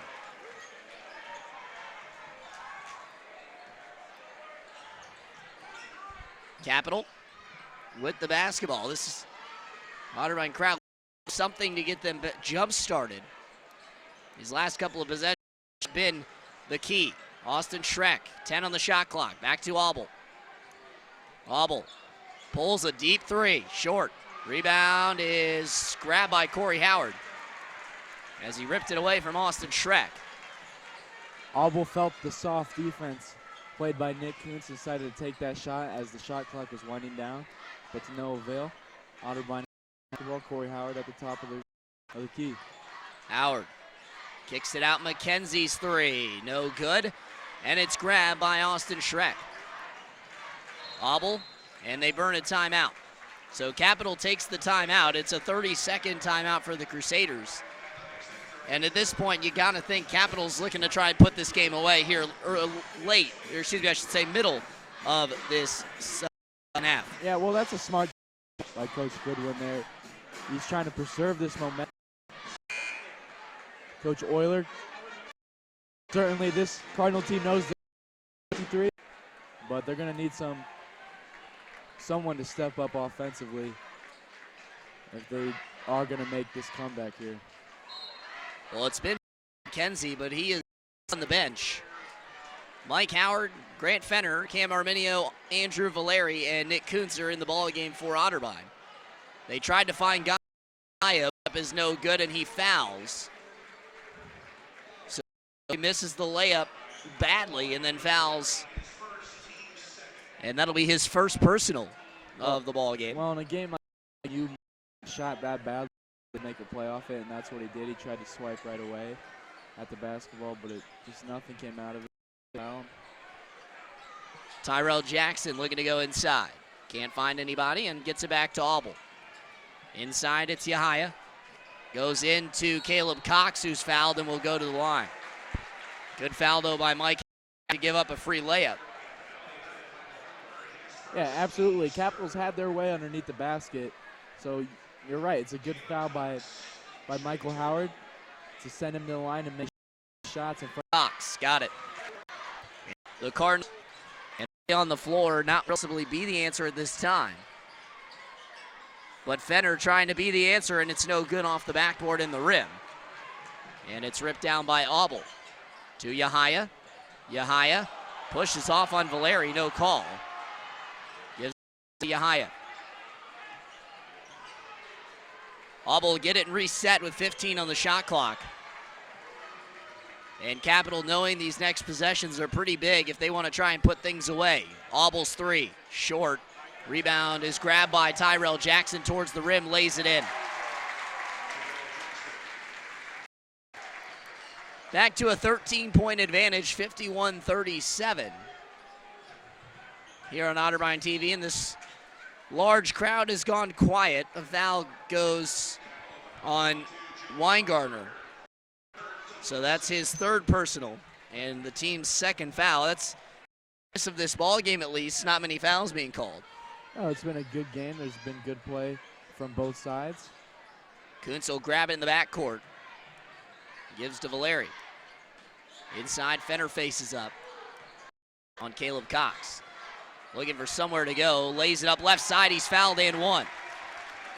I was just about to say Otterbein needs or wants a big three to get some juice back into this game.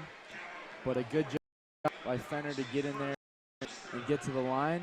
Chance for a three-point play here. Fenner at the stripe. And that one's short, and Caleb Cox will grab the miss. Disappointing the game, or misses like that just hurt a lot more than they're gonna in the first half. It's a 12-point game right now. Otterbein needs to make some comebacks. You got to make some free throws. Yahaya inside, goes up and puts it in on Fenner. And right now, Capital scoring at will inside in the post.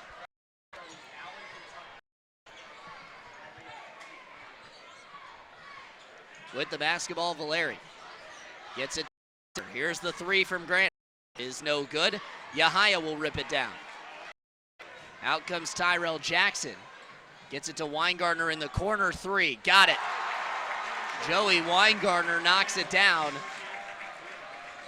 And here it comes. Hospital. And these last couple of possessions have got the fans excited. It's Arminio towards the rim, lays it in. Timeout called by head coach Brian Euler. And it's going to be a full timeout for the Cardinals, 8:59 to play. Well, Capital's shot decisions, when you get a lead, you just, that quick release right there by Weingartner, he's going to take that shot every time, especially with the lead that they have right now. And it's starting to pile on the Cardinals, certainly, and they just need to find some way to get some baskets, keep this game close. Time's running out. There's 8:59 left in this ball. Otterbein needs some answers. And they need to find him quickly. And it looks like Euler, from the guys sitting on the bench that are working with Euler right now, are going to be the starters that'll be back in the game. It looks like it's Mackenzie Springer with Nick Nossman and Corey Howard, Matt Hughes. That'll be in the ball game.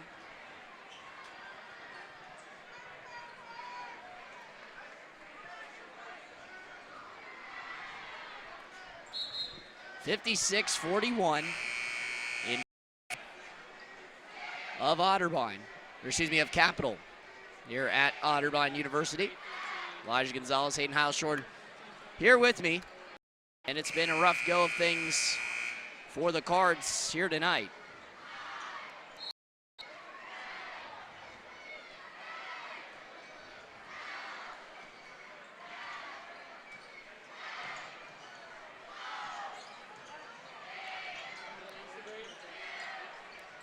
Auble with it at the top of the arc to Yahaya, and he got it. Ganayu Yahaya knocks another one through, and the lead stretches for Capital. But this crowd, it's gone quiet. Definitely gone very quiet in this ball game. McKenzie inside, lost it, and he's fouled. I think Brian McKenzie's pretty lucky to get that foul there. It looks like he just straight up lost that ball. And those are the kind of things that are going to happen in a game like this when Capital's playing good defense and it just feels like you can't score. Fouls on Ganayu Yahaya, that's his first. Corey Howard, deep three, no good. And rebounded by Shrek.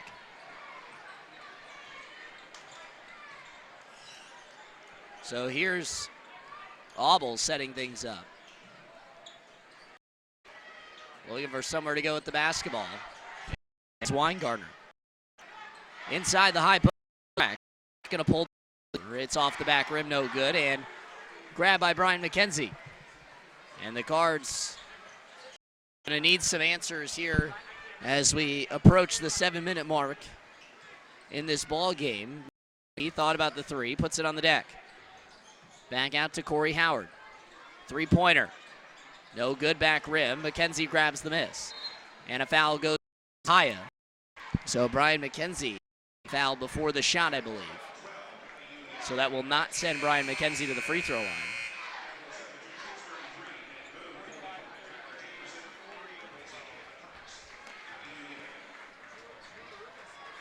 Ganayu Yahaya checks out. In comes Nate Booth for Capital. Austin Springer with the basketball, gives it back to Corey Howard. 20 on the shot clock for Howard.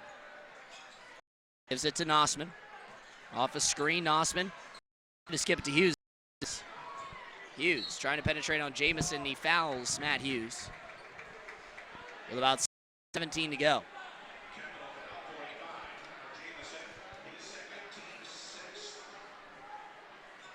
So Howard will inbound it.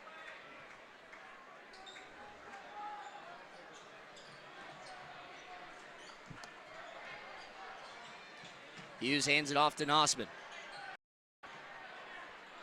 Otterbein trying to get some offense here in the game. Skipped to McKenzie, three-pointer, no good. And Jamison will grab the miss. And right now, Capital has done a job of keeping Otterbein at bay. Yeah, Otterbein's been forced to take some three balls these last few possessions, and that's just because they can't get the ball inside. Capital's really locked down underneath the basket right now. Shrek inside, spins, and scores. He's had a heck of a game. I mean, we've seen it multiple times, him try to make that spin move underneath in the first half, and it works there. Real good basketball player. Austin Shrek leading all scorers with 18 tonight for Capital. Springer lost the basketball, fouled, and that'll send Austin to the line for a 1-and-1 situation.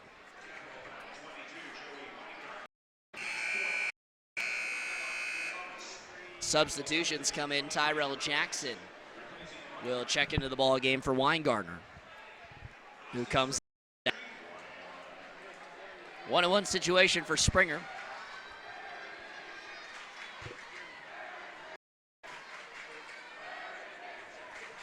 Free throw no good from Austin Springer. McKenzie grabs the miss. McKenzie pulls the three, and he got it. Brian McKenzie knocks it down, and he's been about the lone bright spot for the Cardinals in this ball game. Yeah, he leads the Cardinals in the second half, and we talked about some guys that are going to have to step up to cut this deficit on. Brian McKenzie looks like he's going to have to be the guy. Alba with the basketball, with about 5:50 to play in this contest. Spinning. Tries to go inside to Jamison, does, and finishes. And again, that's just the height problem that Otterbein had. That time threw it up high enough, nobody could get it but Jamison. And he just ripped it away. Brian McKenzie with the basketball. Penetrates baseline, kicks it out. Corey Howard, another deep three. This time it rattles off the front rim. And Austin Shrek will get Tyrell Jackson, who will slow things down. And with 5 minutes to go, the Capital student section knows that this one probably wrapped up. It's a 20-point lead. Just no urgency for Otterbein offensively right now. And they really had an answer for this Capital defense at all. No. Layup is good by Hughes. Pretty athletic there by Hughes, but you're right. There just hasn't been. Everybody's just kind of looking around, waiting for somebody to make the play.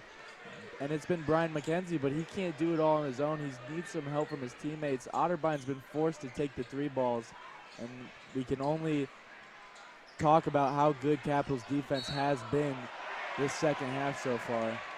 Ball will go to the Cardinals. Arminio will check in for Springer. But yeah, I mean, you mentioned it, and really, Brian McKenzie's performance, a heck of a performance so far for McKenzie. 8 of 15 for 20 points, but after him, the next leading scorer, well, it's Corey Howard and Matt Hughes with 7 points. So not much doing for Otterbein offensively. Kicks Minio's three is no good off the back. McKenzie will grab the miss. McKenzie towards the rim, spins, kicks it out to Hughes. Inside, it's Nossman, and he is swatted by Tyrell Jackson. And what wow. looked like it was a good setup by Otterbein, Tyrell Jackson he said no. He simply said no underneath the basket. And that's a good defensive effort right there by Tyrell. And Corey Howard pulls it back out. Inside Hughes. Hughes spinning, goes up, and no good. Rebound grab by put down for Capital. Raiders with about 3:50 to go in full command, and a foul goes on probably Nick Nossman. And that is the call. And the ball will stay with the Crusaders, but not before a timeout by head coach Damon Goodwin. Damon Goodwin in his 22nd season, he's seen many Otterbein Capital rivalries. Coach Euler in just his second season for the Cardinals. You mentioned it earlier too, that Otterbein started 3 guys that have never played in this rivalry before, and experience is important. And right now, Otterbein obviously going through some down when they were riding a nice little run that they put on to cut that 10-point deficit down and make it what a point ball game at halftime. They've just had no answer tonight in the second half. And offensively, there's been Brian McKenzie, who has been a workhorse for the Cardinals tonight, but like we've mentioned before, after McKenzie, there has not been really any offense for the Cardinals. They're going to hurry Capital out of the huddle now, but 3:48 to go. You wouldn't be surprised if you see some of the reserves come in if Otterbein can't cut this lead down about a minute or so. Certainly nice to get some of the younger guys in who don't see a ton of playing time. A lot of teams that have played Otterbein have gotten that opportunity, especially of late. Otterbeins gotten blown out in a couple of games, but it's a long season. It's only January. Still got some ball games left to be played. And this great crowd that was on hand has since dispersed. Still some Otterbein fans in attendance, but most of them making their way out of the Rike Center. Tyrell Jackson's 3 is short. Tipped out, Kuntz dives on the floor, and a foul is called on Tyrell Jackson. That sends Nick Kuntz to the line to shoot some free throws.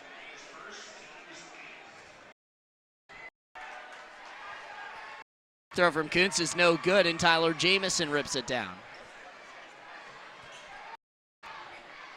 With just about 3 minutes to play.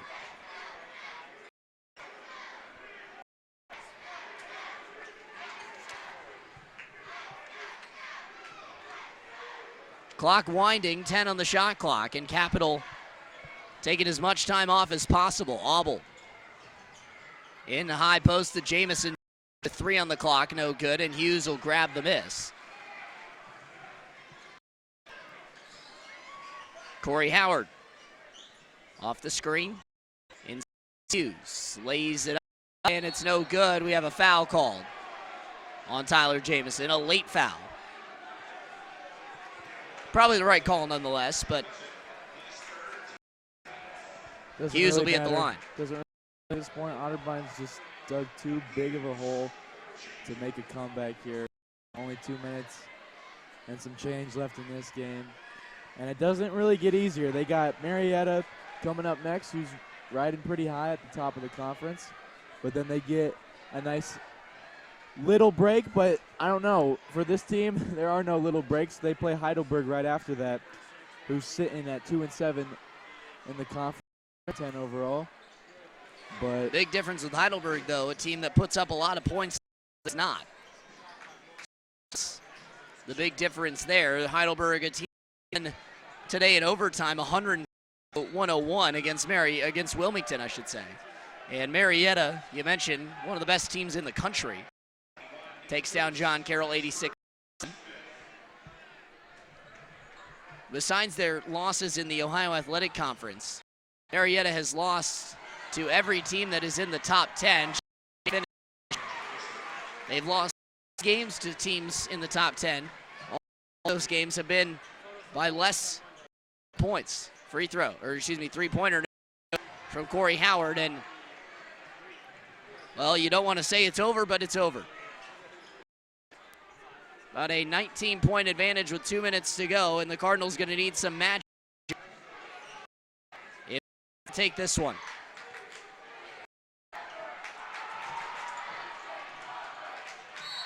A foul called.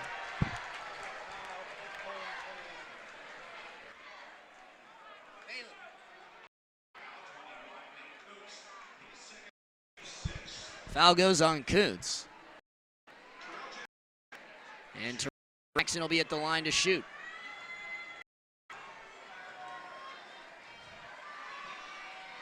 Bill Jackson's had some shots. He's knocked down a couple threes and had that block over there by the Capitals, right in front of the bench down by the Capital cheerleaders. It was a pretty big, and we talked about it earlier. Good basketball players aren't just good offensive players. They play good defense. And certainly Otterbein has talent. Corey, we saw make a big play at the end of the first half. Other guys that can make plays too. The offense has to be one of those sports where you have to be able to knock down shots and get some ball movement. And it didn't happen in the second half. And blocked as Connor checked into the ball game. Tyrell towards the rim, lays it up and in. And a substitution timeout for Capital. And the Crusaders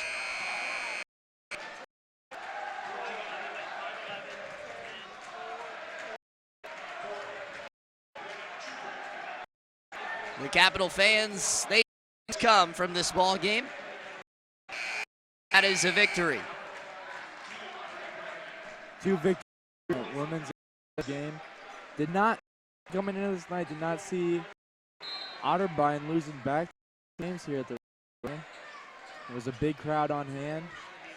It was a bit of a in here on the men's side of things.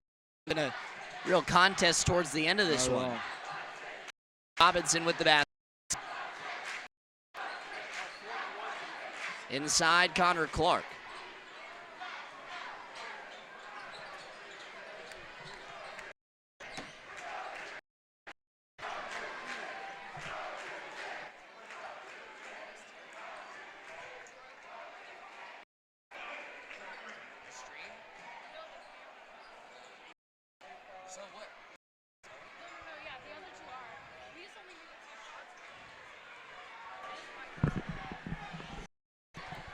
Andre Bradley with the basketball. Robinson towards the rim. Goes up, it's no good. Mitchell will grab the miss. 35 seconds to go, and three-pointer on the way and no good. And more than likely gonna do it. Shot clock about to be off after this possession. It's Mike Howard with the basketball.